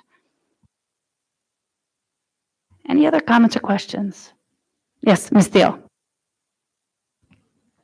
Hi, I didn't want my tired brain to say anything, so I did prepare something to say. That way I make sense when I speak. So I've given this a lot of thought, and I've thought a lot. Doing great. All right. So because of the discussions that we've had in the last 2 weeks, which included budget cuts, which makes everyone nervous, and includes the preliminary budget, I first want to express my unwavering support for the incredible work of our teachers, both in special education and general education, and for our district as a whole. I recognize that the current structure and needs of the pupil services department does need to review, given the data that we are discussing right now. Special education is inherently complex, with many moving parts, diverse needs, and regulatory requirements. When I look at the data we've been provided, I do not see one specific area that is explaining the overall rise in costs associated with special education, but this data, along with our test scores and consistent feedback I have heard, and I will only speak for myself, I have heard from every single area of our stakeholders and many different people over a number of years. I believe that it reflects the overall needs and complexity of the program. As a board, I think we must look at the program holistically as we're having these conversations and moving forward to identify where support is most needed. Valuable sources of insight will be our teachers, educators, and specialists, understanding their experiences and identifying the gaps that they are facing on the ground.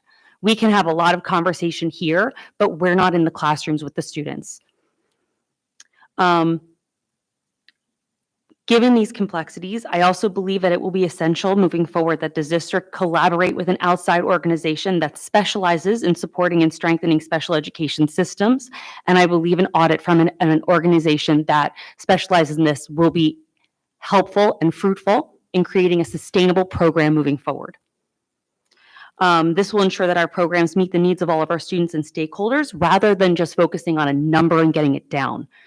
We need to figure out where the numbers need to come down, and that takes a lot of teamwork. It will take a team effort, and it must be a top priority of the district moving forward now and in the coming months.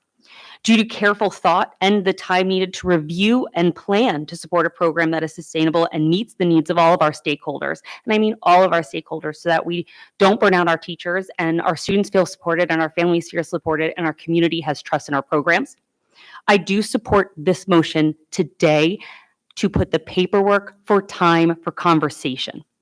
But I will absolutely say, as a stakeholder, as a board member, there needs to be hard work and I need to see the numbers. And I agree with I do want to see information going forward with the preliminary budget, using the right terms, to make sure that we are prioritizing in the right areas. To see this number come down. 6% is not really acceptable for us right now. So I think I've spoken clearly, and that's all I have to say there. Thank you. Thank you. Any other comments? Ms. Alston. Thank you. Yeah, I mean, I've been looking at this from a number of ways, and I understand it's a preliminary budget. I understand what the vote means tonight. I'm looking at in special ed enrollment between 2019, 2024 is actually relatively flat. I mean, that doesn't mean that there isn't more complex cases in special ed. I agree that can be the case. And I want Methacton to be be delivering the best special ed programming to our students possible. But I think that we have an overuse of third-party vendors. I don't think that has been shown to be effective or superior in our current delivery. And I don't believe that once we evaluate and implement a more efficient and effective delivery of our special ed program, that we will have a need for a budget of this magnitude. And I also know that there's other factors, the money that we're short. I know we always have, the surplus at the end of the year. I don't think that voting against this puts the district at any risk of educational programming demise or anything like that. So I will not be voting in favor of this tonight. Thank you. Any other comments? Ms. Cleary? I had a bunch of comments prepared, but I think I'm going to skip them. What I heard tonight was from some board members that they support this motion because they feel the district needs time and options. And I'm really struggling with that concept because the time is the same amount of time, whether you vote yes or no. The budget process is still the same. So if you vote yes, you're not giving the district any more time. We have the same amount of time if we vote no. What the district is getting is a clear direction that we will consider a property tax increase over the Act 1 index. And that I am absolutely not going to support. This discussion is so troublesome to me because the community is not a bank. And I'm not suggesting that anyone is saying that, but that's how I'm taking it in, right? This is a huge tax increase that the district wants to keep on the table, and some of the board members want to keep on the table. Well, let's just talk about myself. I ran for this position on a platform of quality education for our students, doing the right thing, and doing it in a fiscally responsible manner. And I said that last week, and I'll say it again. I think this is so fiscally irresponsible that I will not support it.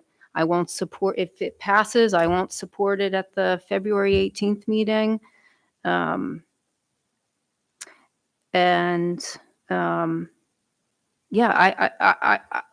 I wish we could send a message to the administration that this is not acceptable and we need to work within the Act 1 index, whether that is looking at our proposed spending that we could scale back in some way, or maybe there's a different delivery method that could still be and deliver the same effectiveness. Are there non-essential items in the budget that we could put off for a year and look at again next year? And that's not to mention, as Ms. Alston discussed, that we have a surplus. It seems like we have a surplus every year. And we take that surplus and we move it into our capital reserves, which I understand. I view that as a savings account, right? It helps us with future borrowing. It's good for the district. But you can't do that and then in the same breath want more taxes to cover this stuff. We need to be, if we can't find reductions that make us happy as a board, which is our decision, it's not, program cuts aren't happening unless we decide it's happening. So that what I viewed as a threat last week is, I hope everyone understands that that's not accurate. I lost my train of thought, but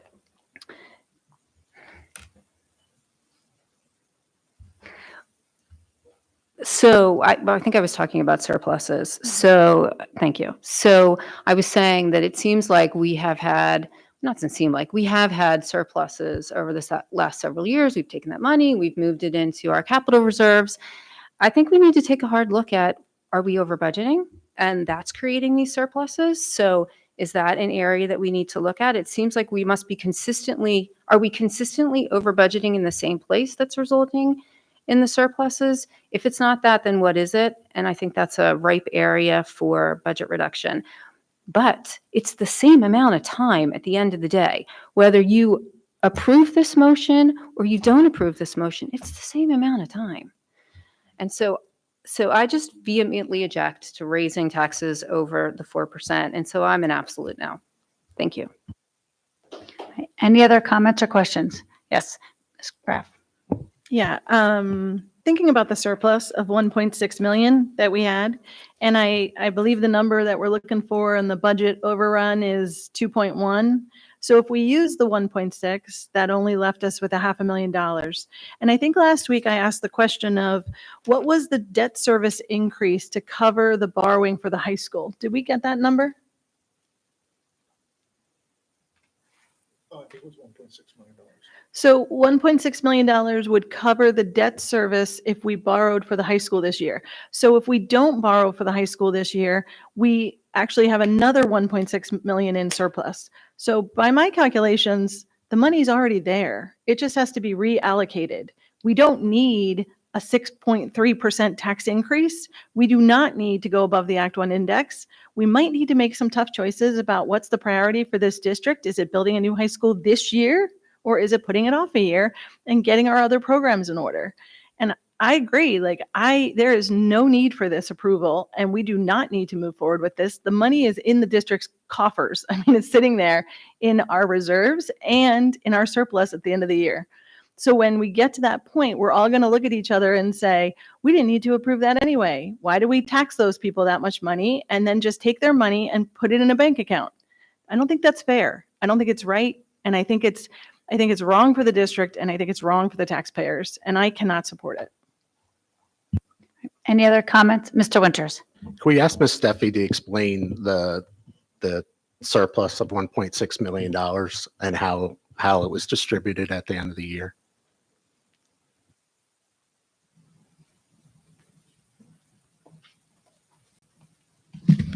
So I don't unfortunately have the exact figures in front of me, but about $1 million went into committed fund balance, and that was that is for curriculum purchases that we have already made but have not yet paid for. The unassigned fund balance increased around $550,000. So $1 million has already been committed to curriculum purchases that we have already made. The board has already voted on those curriculum purchases, and we have already bought those materials. Thank you. And those curriculum purchases were approved in last year's budget, the previous year's budget? Correct. As part of the curriculum review. So the suggestion that the $500,000 that we voted on in June to say if there was any excess that would go into the unassigned balance, is that reversible from a decision perspective? So to Ms. Graff's point, of the 1.5 million, the $500,000 in June that we all voted for, I believe we all voted for, to move it into the unassigned balance, is that reversible from a capital fund balance back into the general fund, and then potentially as from a discussion point to cover any differences in So the unassigned fund balance can essentially be used for whatever you choose. Is that what you're asking? I'm saying that we made a decision in June that if there was any surplus in the budget, I think it was $22,000 we transferred to capital. the Correct. capital, yes, but there was $500,000. Just I'm trying to make sure that there's an understanding of the options that we have, since somebody has made the assumption that there's $1.6 million available from last year's surplus that we spent away, which is not the case. $1 million of it is in a predefined that we're going to take over the next 4 or 5 years related to licenses for curriculum. Is that correct? The $500,000 that we did make a decision to move, is that reversible from and to be used in any way we want, right? We could move it to capital. We could decide to use it for one-off purchases. We could use it. I want to make the point definitely an option, but it has to be an option only if we know how we're going to get to the lower cost. Because it's sustainably not smart to take your savings account to pay for your operational expenses that you're going to have the following year. The only thing about, and then I'll call on you. The one thing I would definitely say is just be cautious of when you're saying the surplus we have every year, because in truth, being on finance committee, I have definitely found there are different reasons behind that surplus. It wasn't like we made this big budget. And so these statements are a little bit spiteful, to be honest. And I know that's not what your intention is, but surpluses, it is defined where surpluses come every year. That is a part of the committee. So I have found different reasons of why that might have happened. And with those, we have made adjustments through each time. So it's not always a consistency of there's a surplus under operational, or there's a surplus under this. So I just would be cautious to say that we have a surplus every year, we could use this surplus, because it really does truly come from some specifics that I've seen and reviewed through past years. So, Ms. Cleary.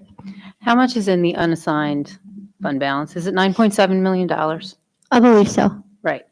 And some of that money's there from surpluses from prior years. Is that not correct? Correct. Right. Thank you. And we have to maintain what is the number that we do have to maintain in that? 7%. So that's about 8 million, I think we have to keep in there, or 7 million, I think is something that's required for us to keep. Our unassigned fund balance right now stands at exactly 7%. And to be clear, that's a choice that we have made. That we have that in the policy to keep it at 7%, not higher. The recommendations come from PDE that we can go up to 8, I believe, for the size of our budget. We could go down to 0 if we wanted to, but fiscally, that's not really smart when you're trying to borrow money. So I don't want to make it sound like we have to have 7%. That is a choice that we've taken to be sort of in the middle, and it is part of the evaluation of our Moody's rating as well. Yeah, Ms. Cleary. I don't want to suggest that I am advocating that we just roll over and take the money from the unallocated fund balance. That's not what I'm saying. I was just pointing out that it's an option, whether it's $1 or it's something more, because in either scenario of this motion, we have to do the work to figure out if there are places that we can make reductions. I'm not suggesting that we don't do that. What I'm suggesting is that whether you approve this motion or not, we still have the same time commitment. I don't understand this. The district needs more time. All you're doing is saying it's okay to tax people over 4%. And we've already heard that on February 18th, it's likely that we're going to see the same budget, and we're going to be asked to approve applying for a special ed or applying for referendums to the ACWIN index for special ed at 6.3086. I just want to be clear. Mr. Mursky. So could you explain to me the purpose of this special education form? What's the purpose?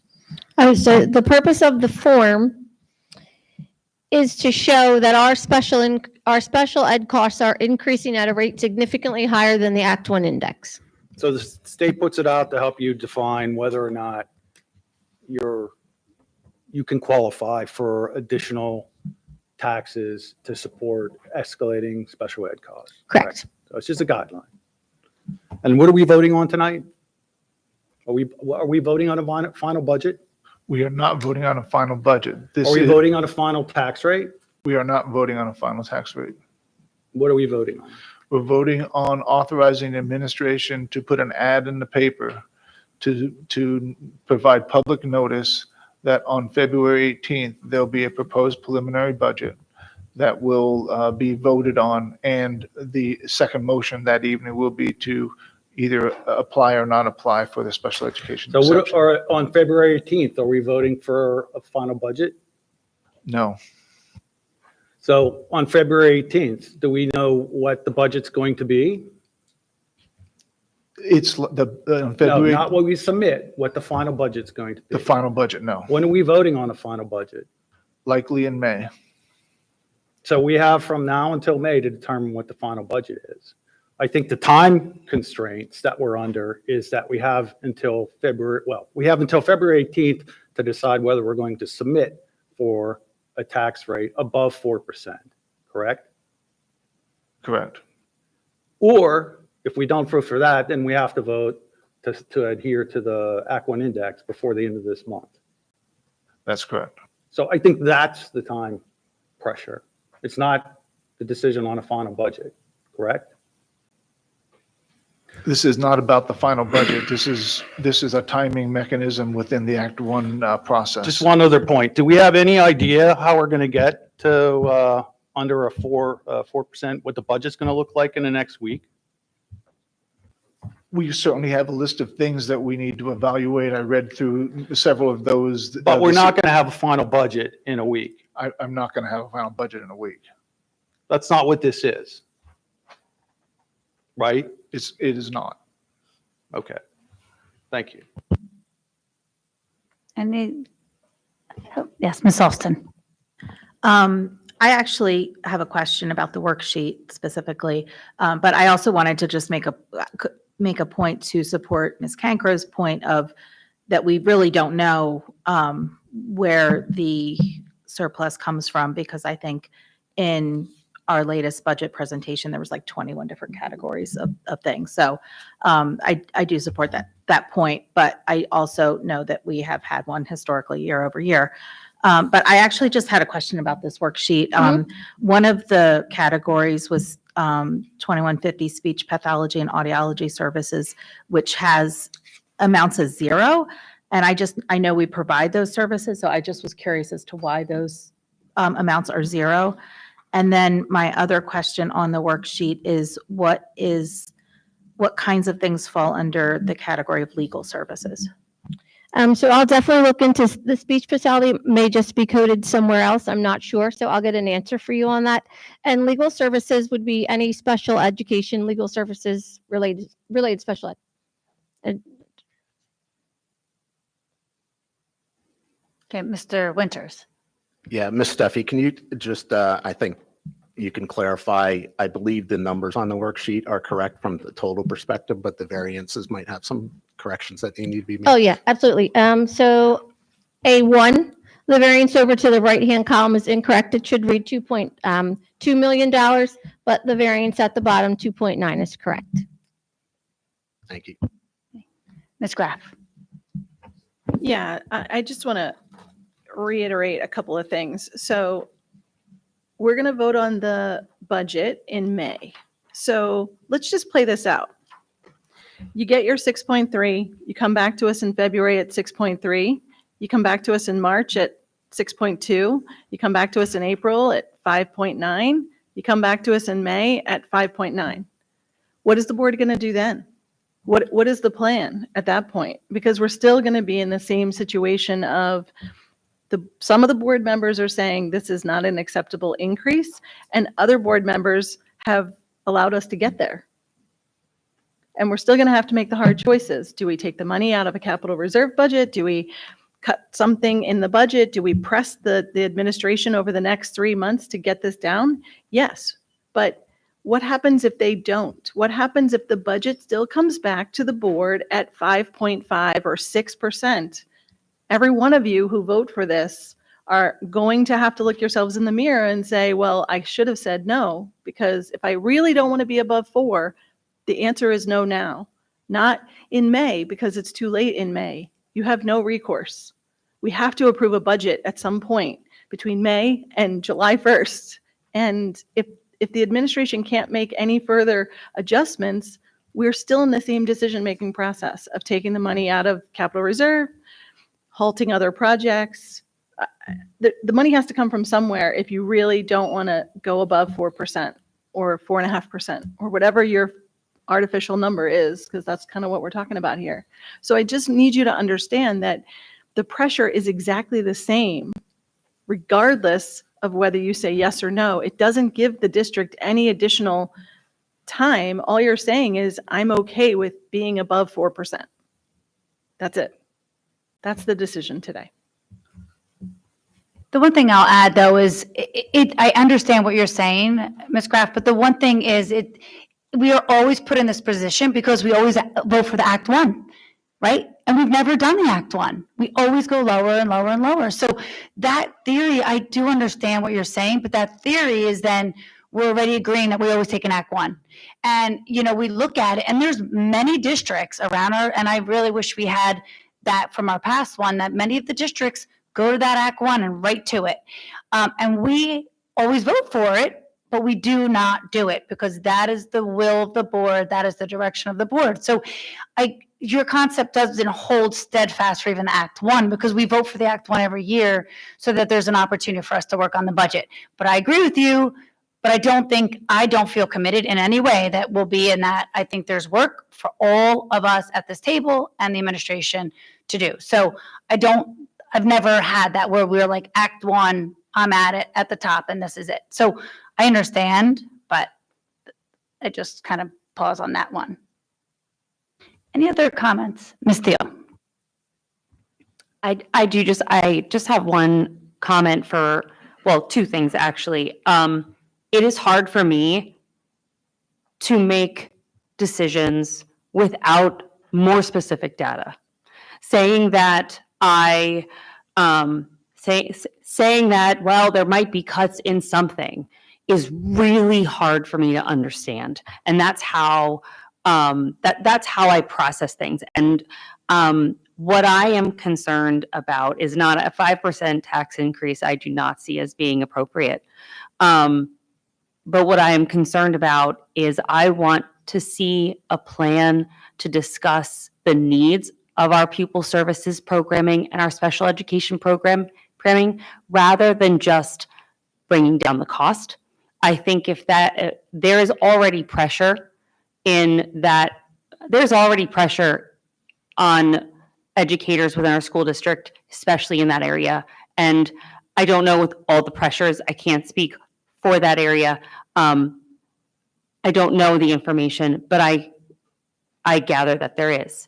And I want to see and hear discussion on why these costs are going up so that a sustainable plan can be worked on. So that, I guess that's what I'm looking for. It's not that I am looking at the taxpayer as someone who just keeps giving money. I don't know if that makes sense. And I will be looking for the information going forward. I hope that makes sense. I need more information. That's where I'm at. Any further comments or questions? Okay, seeing none. Madam President, just one recommendation. So there is a deadline by the end of this month, and generally the deadline is that the board needs to issue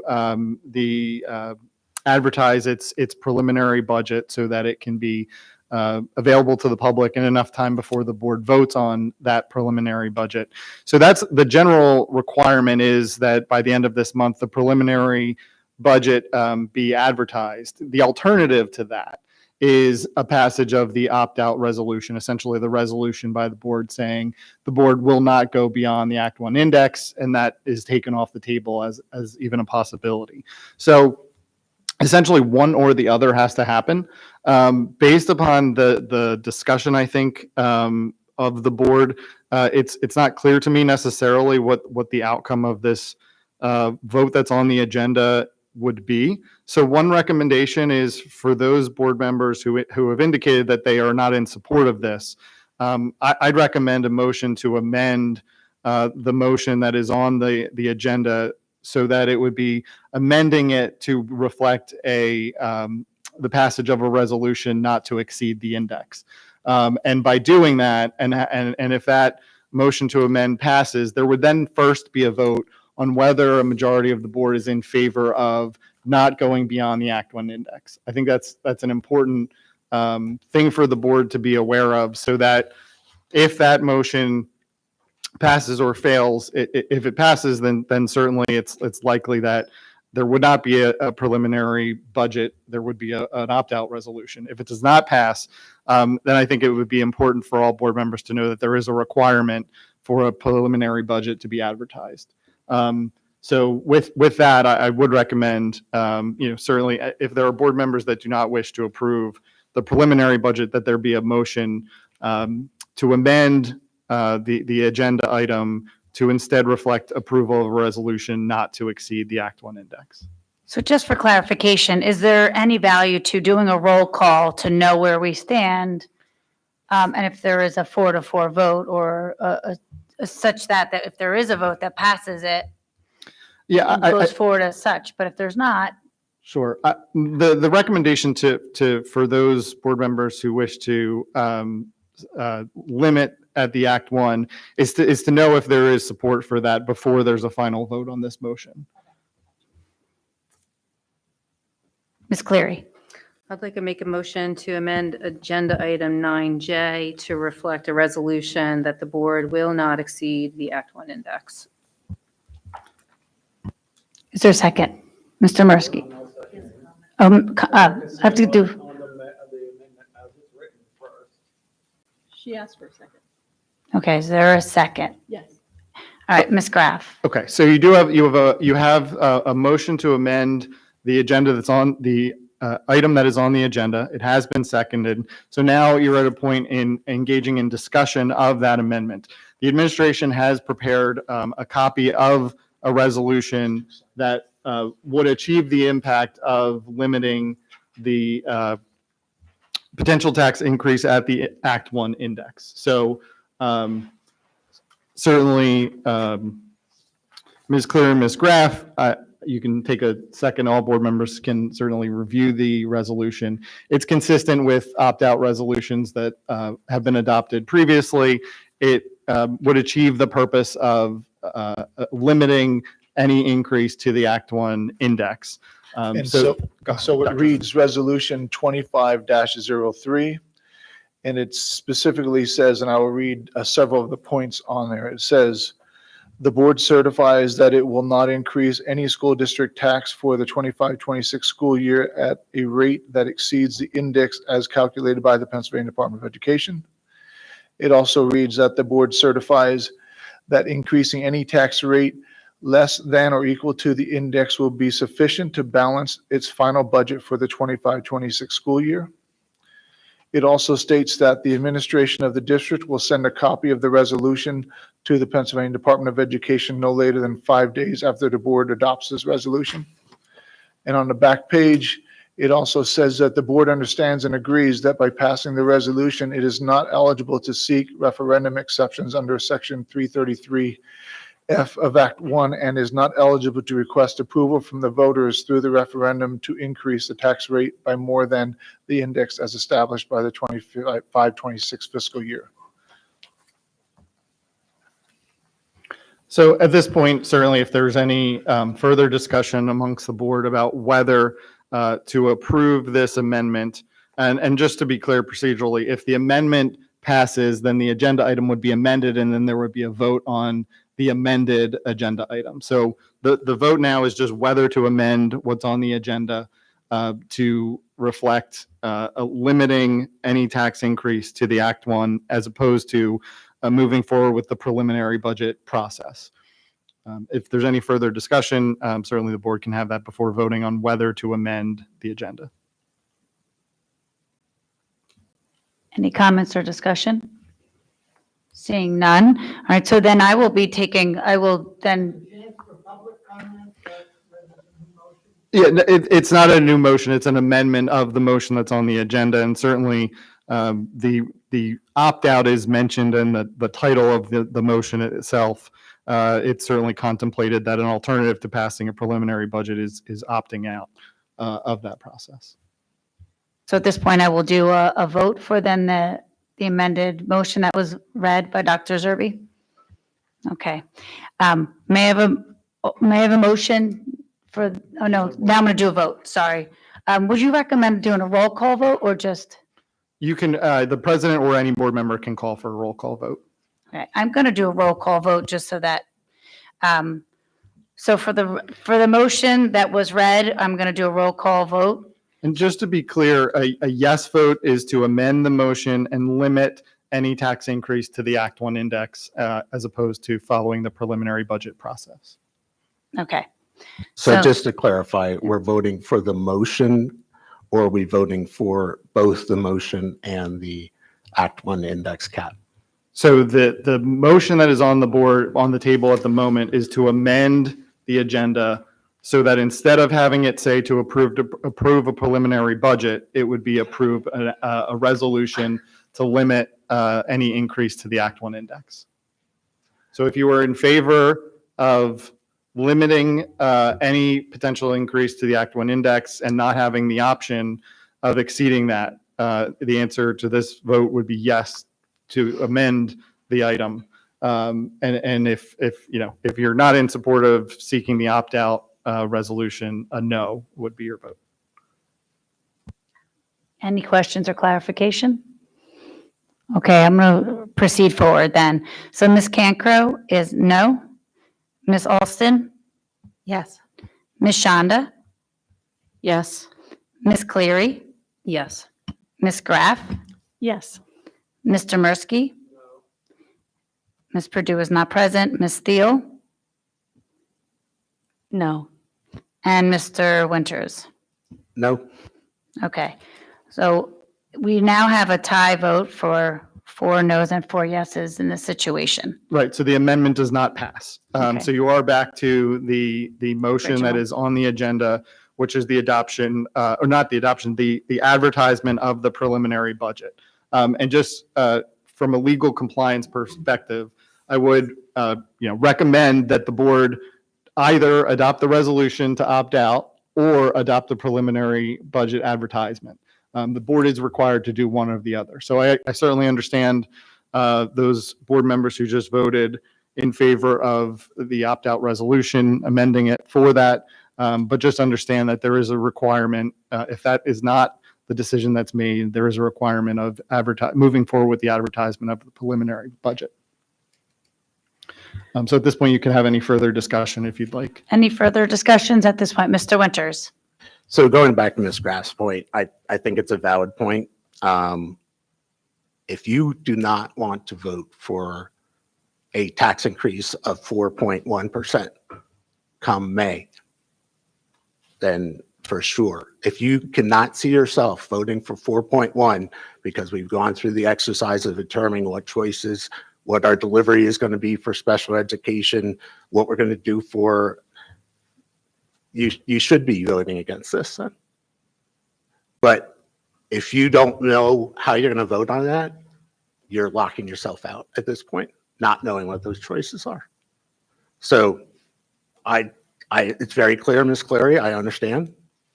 Anything above 4%, you're not going to vote for. So I completely respect that's your opinion, but understand what you're voting for by saying no to this at this point in time.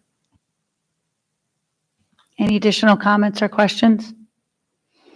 All right, so seeing none, I will do a vote for the motion that stands from the original. Yes, Ms. Thiel. Can I just ask, because this is the vote for the paperwork, for waiving the paperwork, we're not voting for the preliminary budget yet, right?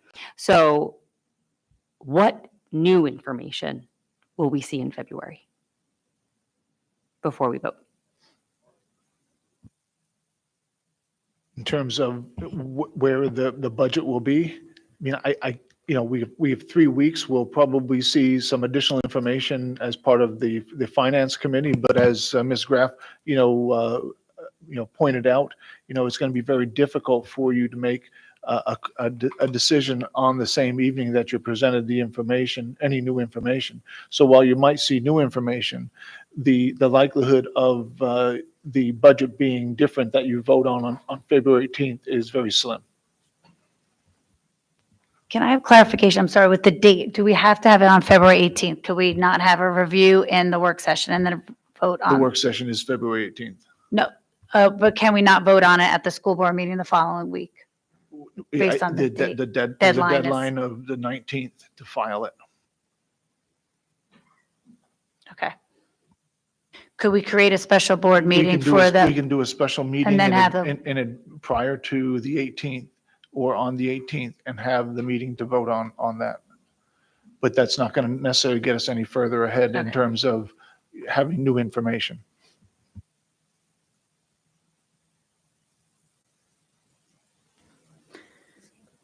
sorry, Mr. Winters, I was just thinking, sorry. No, I think I think we need to understand where we just had a 4-4 vote on the previous. If we end in a 4-4, understand from Kyle what our options are and what a 4-4 vote means at this point in time, what a 4-4 vote potentially could mean on the middle of February.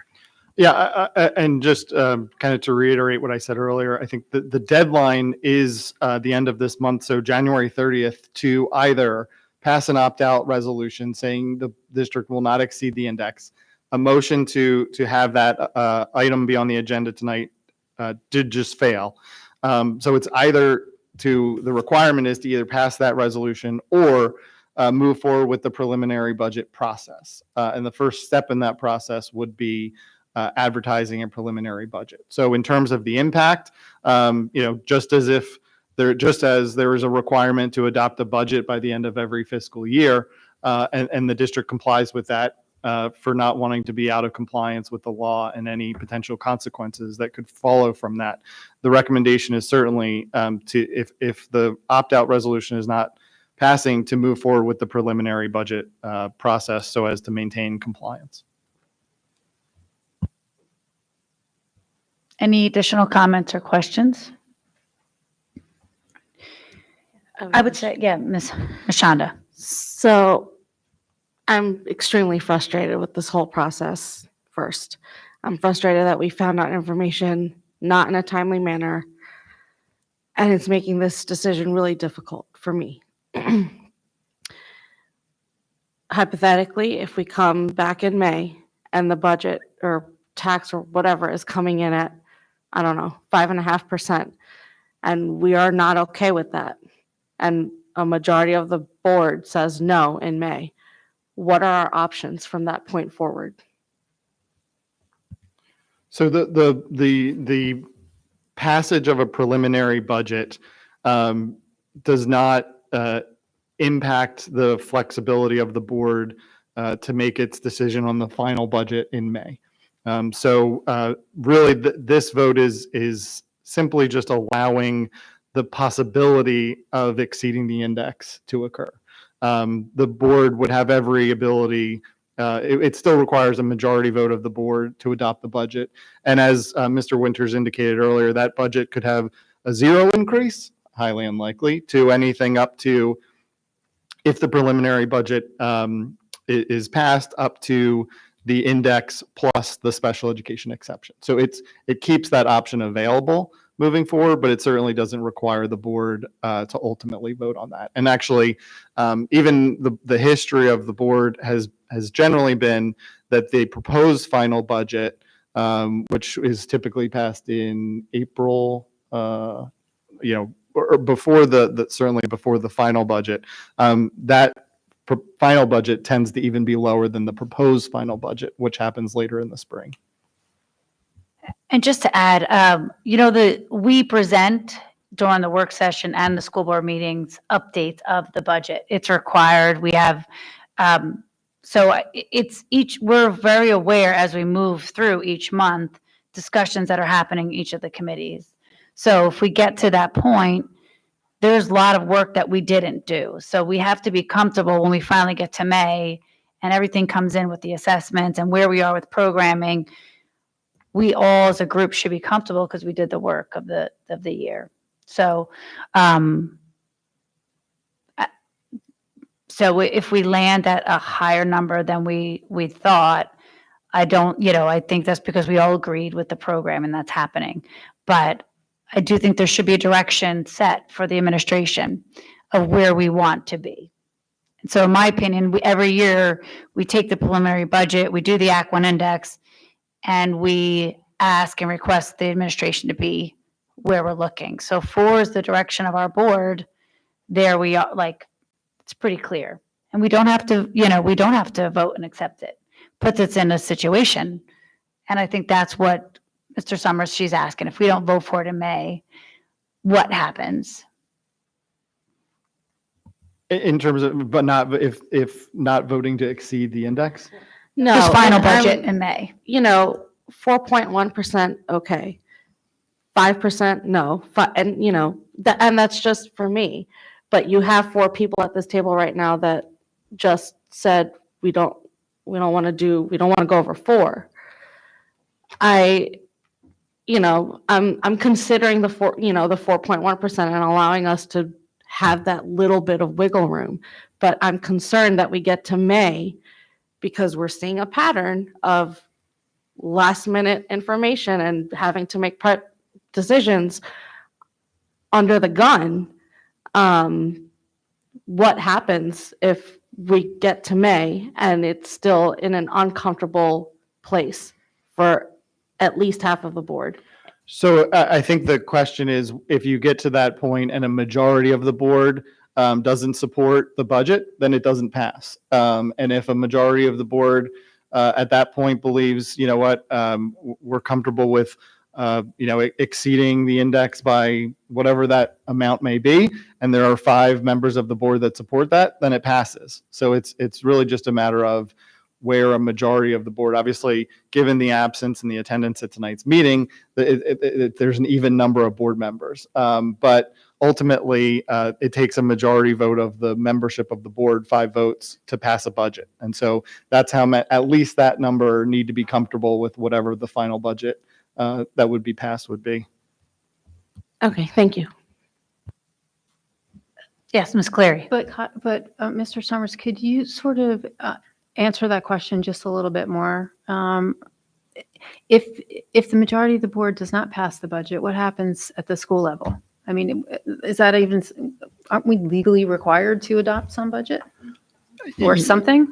Yes, I mean, it's a legal requirement that the district adopt a budget. It's also a legal requirement that if there is not a vote to agree not to exceed the index, that the board is obligated to adopt a preliminary budget and advertise for that preliminary budget. So, non-compliance with a legal requirement, it certainly opens up the door to a variety of actions. I don't necessarily want to speak to all of the possibilities for a school district that doesn't comply with the school code, but certainly some sort of enforcement action. It's not a position that the district wants to be in.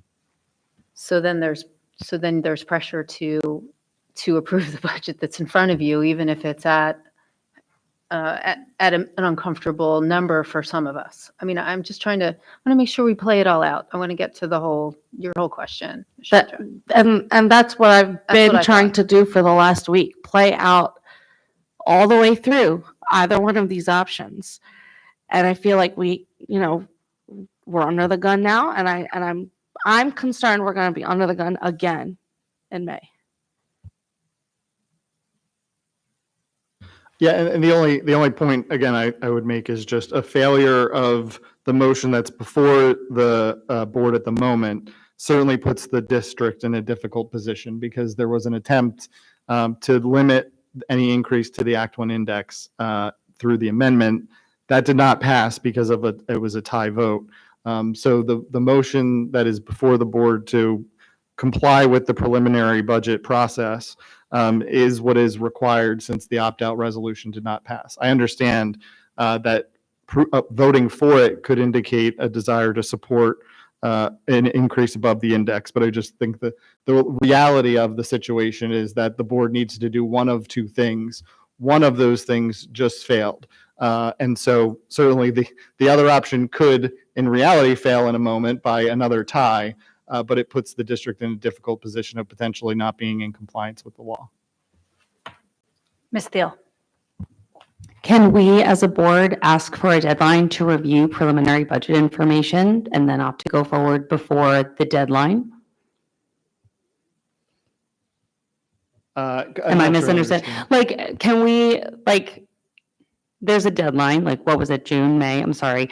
Can we, as a board, have a presentation to discuss and say, yeah, we're good with that, or no, go back, get it lower? Does that make sense?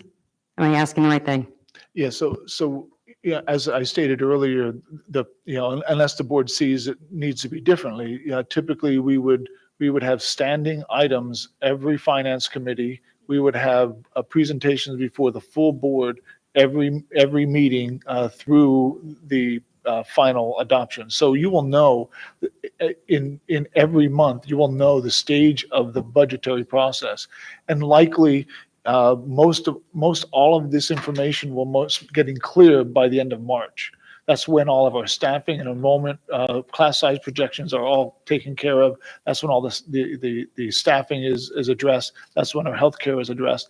And that gives us time to give you a more accurate representation of what we think we need to do. It also gives us an opportunity to have discussion about the things that the administration will propose to reduce the cost, and to certainly get your feedback on those things. So each month along the way, you'll know by the time you get to May whether or not you're comfortable accepting that or not. So as the process goes, before the final adoption, there's what's called the proposed final adoption, and that's something that we vote on to say this is the one that gets advertised, and then we go to the final adoption in May. So the only other comment, like, I understand when you say like under the gun, like, and I feel like it's unfortunate, but the business administrator gets it, all the budgets in October and November and presents it to the administrator. And in December, we don't have meetings and public meeting, and we go right to this and we have to do it. So I agree. I always feel an angst of this, that we're asking the community to do this. It's just the worst process, I think, in truth. So I understand and respect it, but it's quick.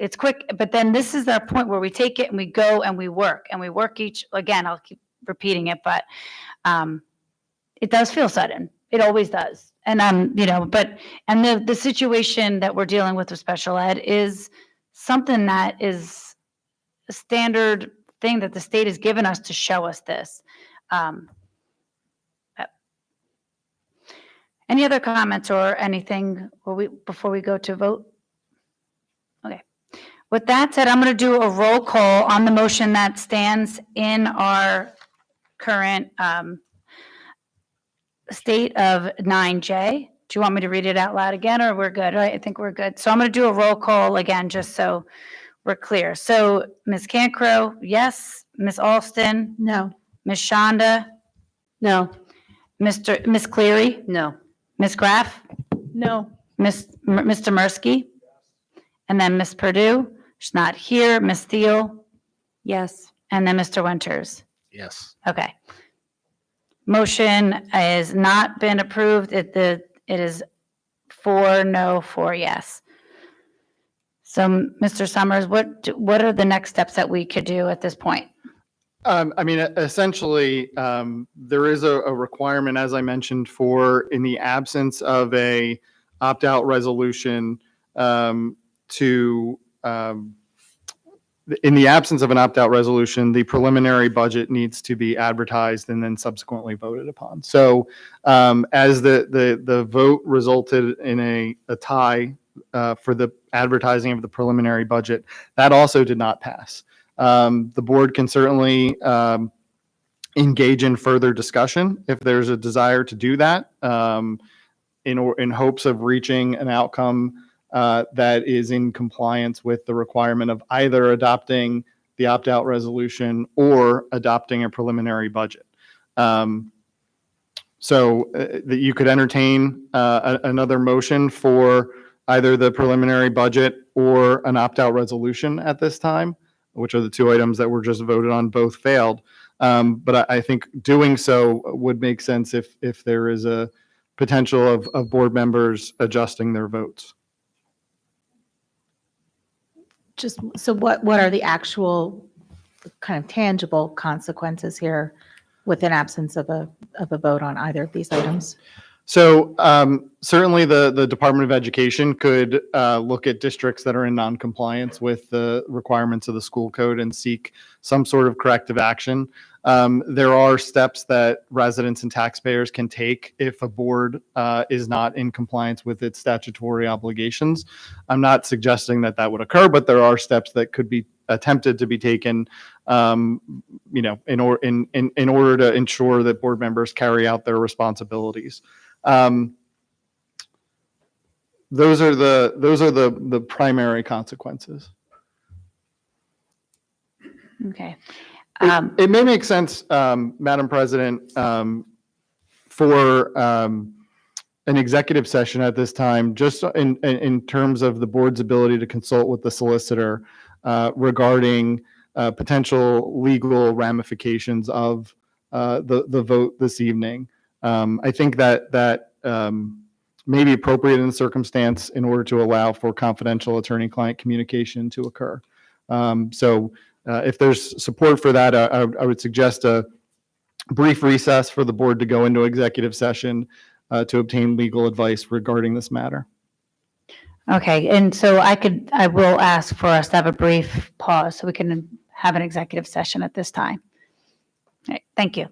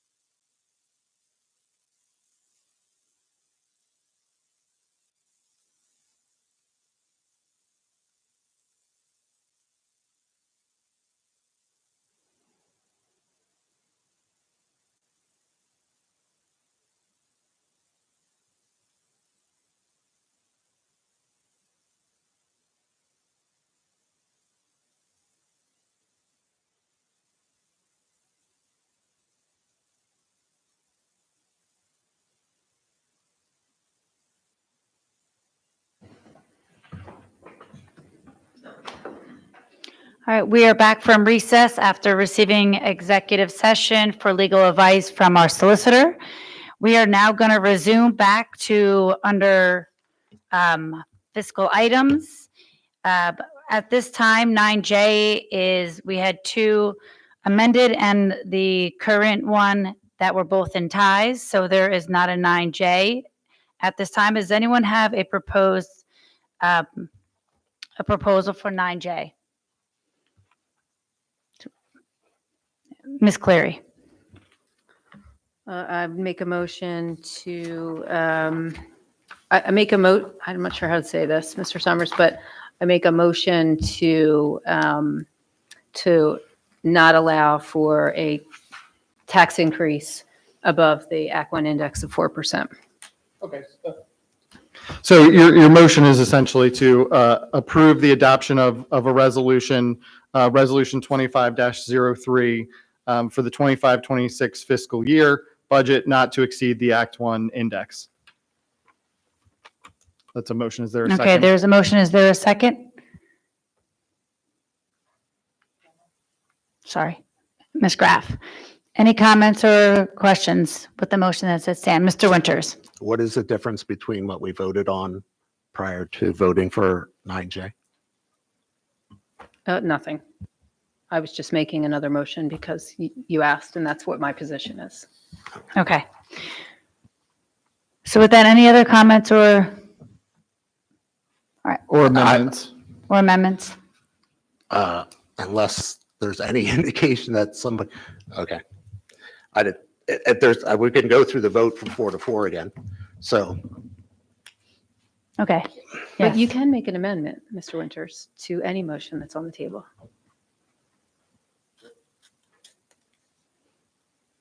Ms. Shonda, did you want to speak?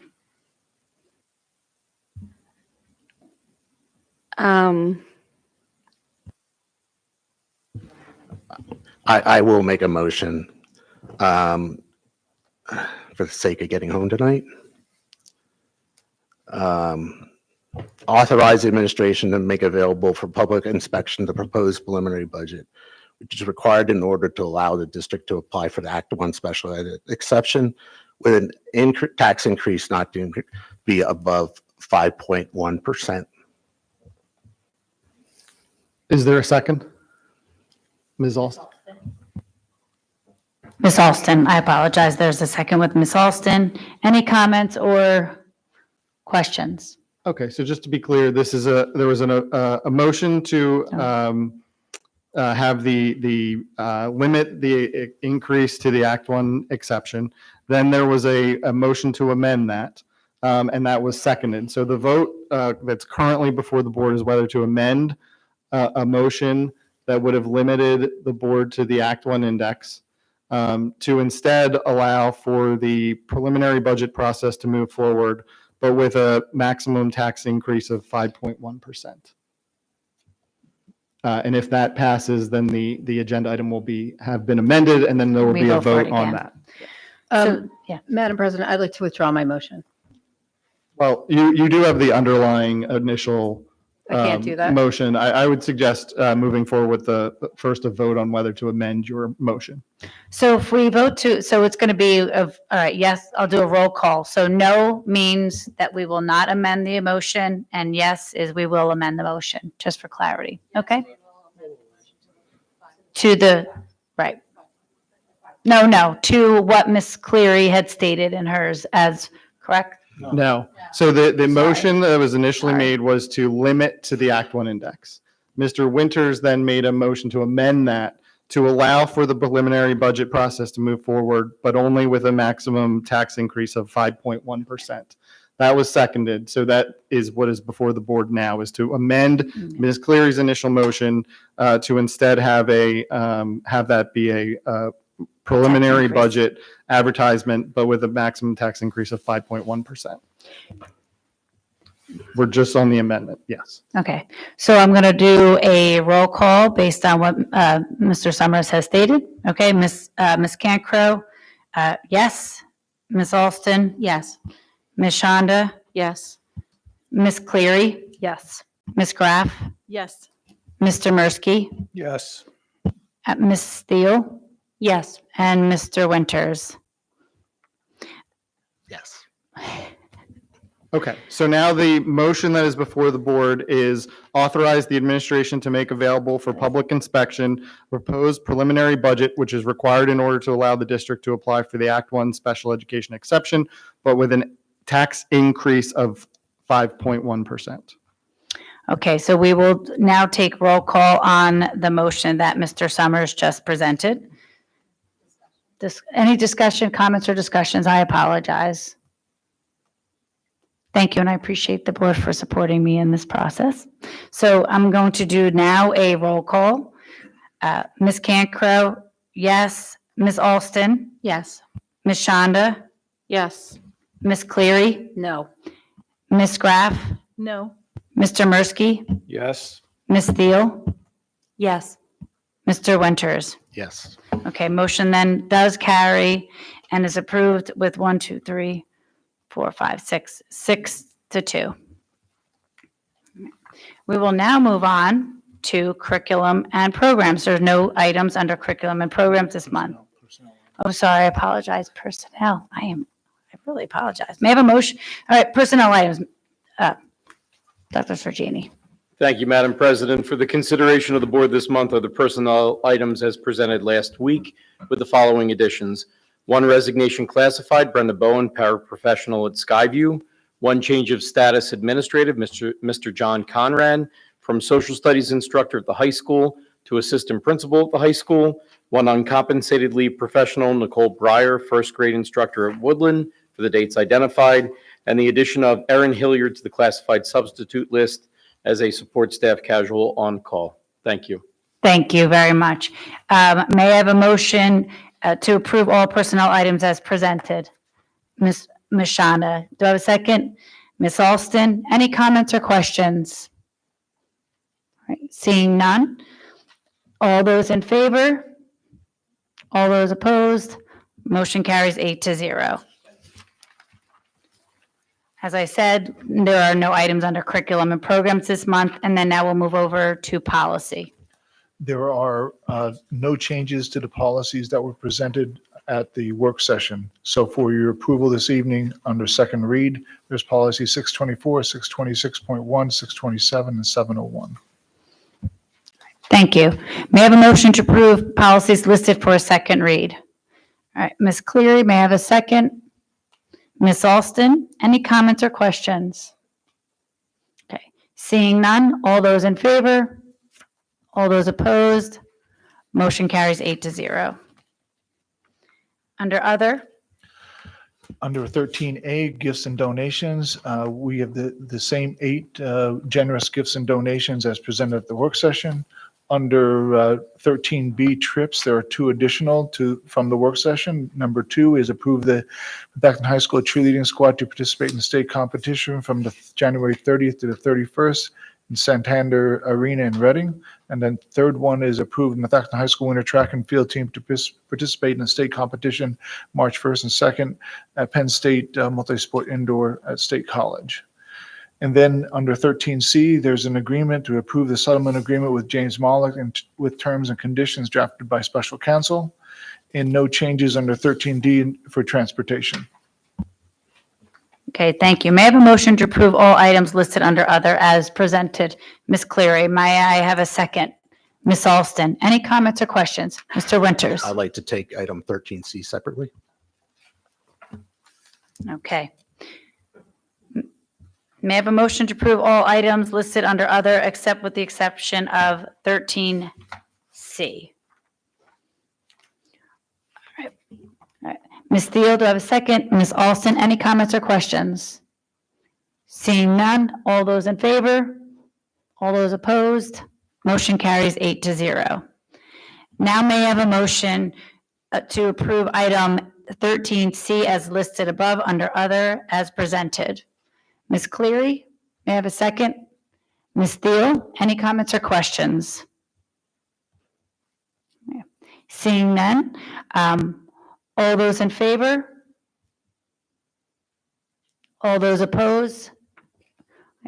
Motion does pass with a vote of 8 to 1. I'm sorry, 7 to 1.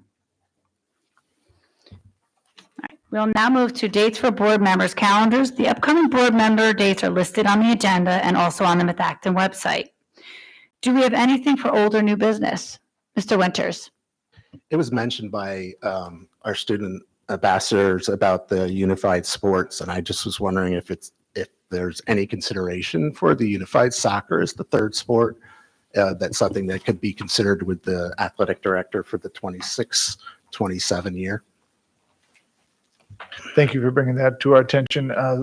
That discussion hasn't gotten its way up to me yet, so I'm not familiar with it. Dr. Sorgini, have you had any conversation?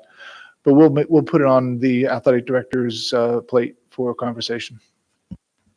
I'd love it also to be in the education committee. This way they're familiar with the review of that athletics addition to it. There's a whole policy to be followed. So just as a reminder, in our strategic plan, it does talk about us getting to 3 sports for unified sports. So we already are at 2, so this is appropriate. Great. Any other old or new business? Okay, seeing none. Oh, sorry, Ms. Thiel. If I wanted to just bring up, just because it was on the agenda earlier with the sun panels. That's not what they're called. Thank you, those things. But the solar panels, just because it was presented, and I guess it would come to Education Committee, we could talk about it there. But talking about with the steel standards, maybe weaving it in so that the solar panels and the hydroponics lab can be woven into maybe curriculum in the future, so that more than just the 50 students in the class would utilize that, since we are investing in it as a school district. Does that make sense? So then that would just be, I guess it would go to Education Committee, but figured I'd bring it up now since we talked about it. No, that's good. It's very appropriate to say. Awesome. Any other comments or questions at this time? All right, good. Seeing none, I'm going to move it to courtesy of the floor. The Board of School Directors will now provide an opportunity for residents to make comment on matters that are or may be before the board. The board asks that you keep your comments to 3 minutes or less. The Board of School Directors may choose to respond to matters following the conclusion of the comments. Please submit questions via email at information@methacton.org. Jim Malik, Worcester. Some of you board members, bravo, very impressive. What happens when you give politicians more money? What happens when you give them the authority to spend more money? Oh, they cut back? They're fiscally responsible? Give them more money, they spend more money. That's the most ridiculous thing I've ever seen. There's nothing in your motion about opting out. It may be something in the title, but the motion itself, there's nothing about opting out. There's nothing in the motion about a February 18th meeting. Where's that? Where's that come from? It's not in the motion. This motion is the craziest thing I ever saw. What I did observe is some bullying going on up here. Bullying.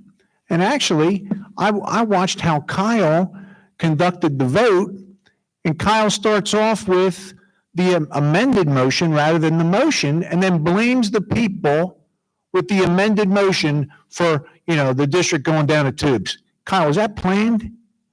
Was that a plan? The way you kind of did it didn't give him much options. Ms. Cancro, you talk about passing it and then working on the budget, right? We're going to pass it. We got months. We'll work on the budget. How much did you work on the last budget? You didn't work at all. 0. 5.3%. It's going to be different now? You're going to actually work to cut stuff? You weren't saying anything last time like, oh, let's cut it. Let's get it down. How much do you pay in school taxes, by the way? Yeah, well, I know, because I've seen it. Mr. Mursky, you want to build a $430 million school, and you want to raise our taxes 6%. Oh, 5.1. What are you paying in school taxes? I know, I've seen it. You don't pay much. Maybe you should start paying your fair share, and then you'll be able to come up here and make a vote that means something. We got 2 tax and spenders over there. Paul, you can't be on the finance committee chair, being a tax and spender. Can't. It's obvious now. Now, we got 14 million in the capital reserve. We got 7 million in the general fund. Over the past 10 years, you guys have overtaxed us $23 million even taxing us below the index. 10 years, $23 million surplus. And you need more money? 14 million in the cap fund, 7 in the general, 23 million over taxation over the past 10 years, and you kept 7 million from the Shenandoah settlement. Guys, most of you should go. Thank you.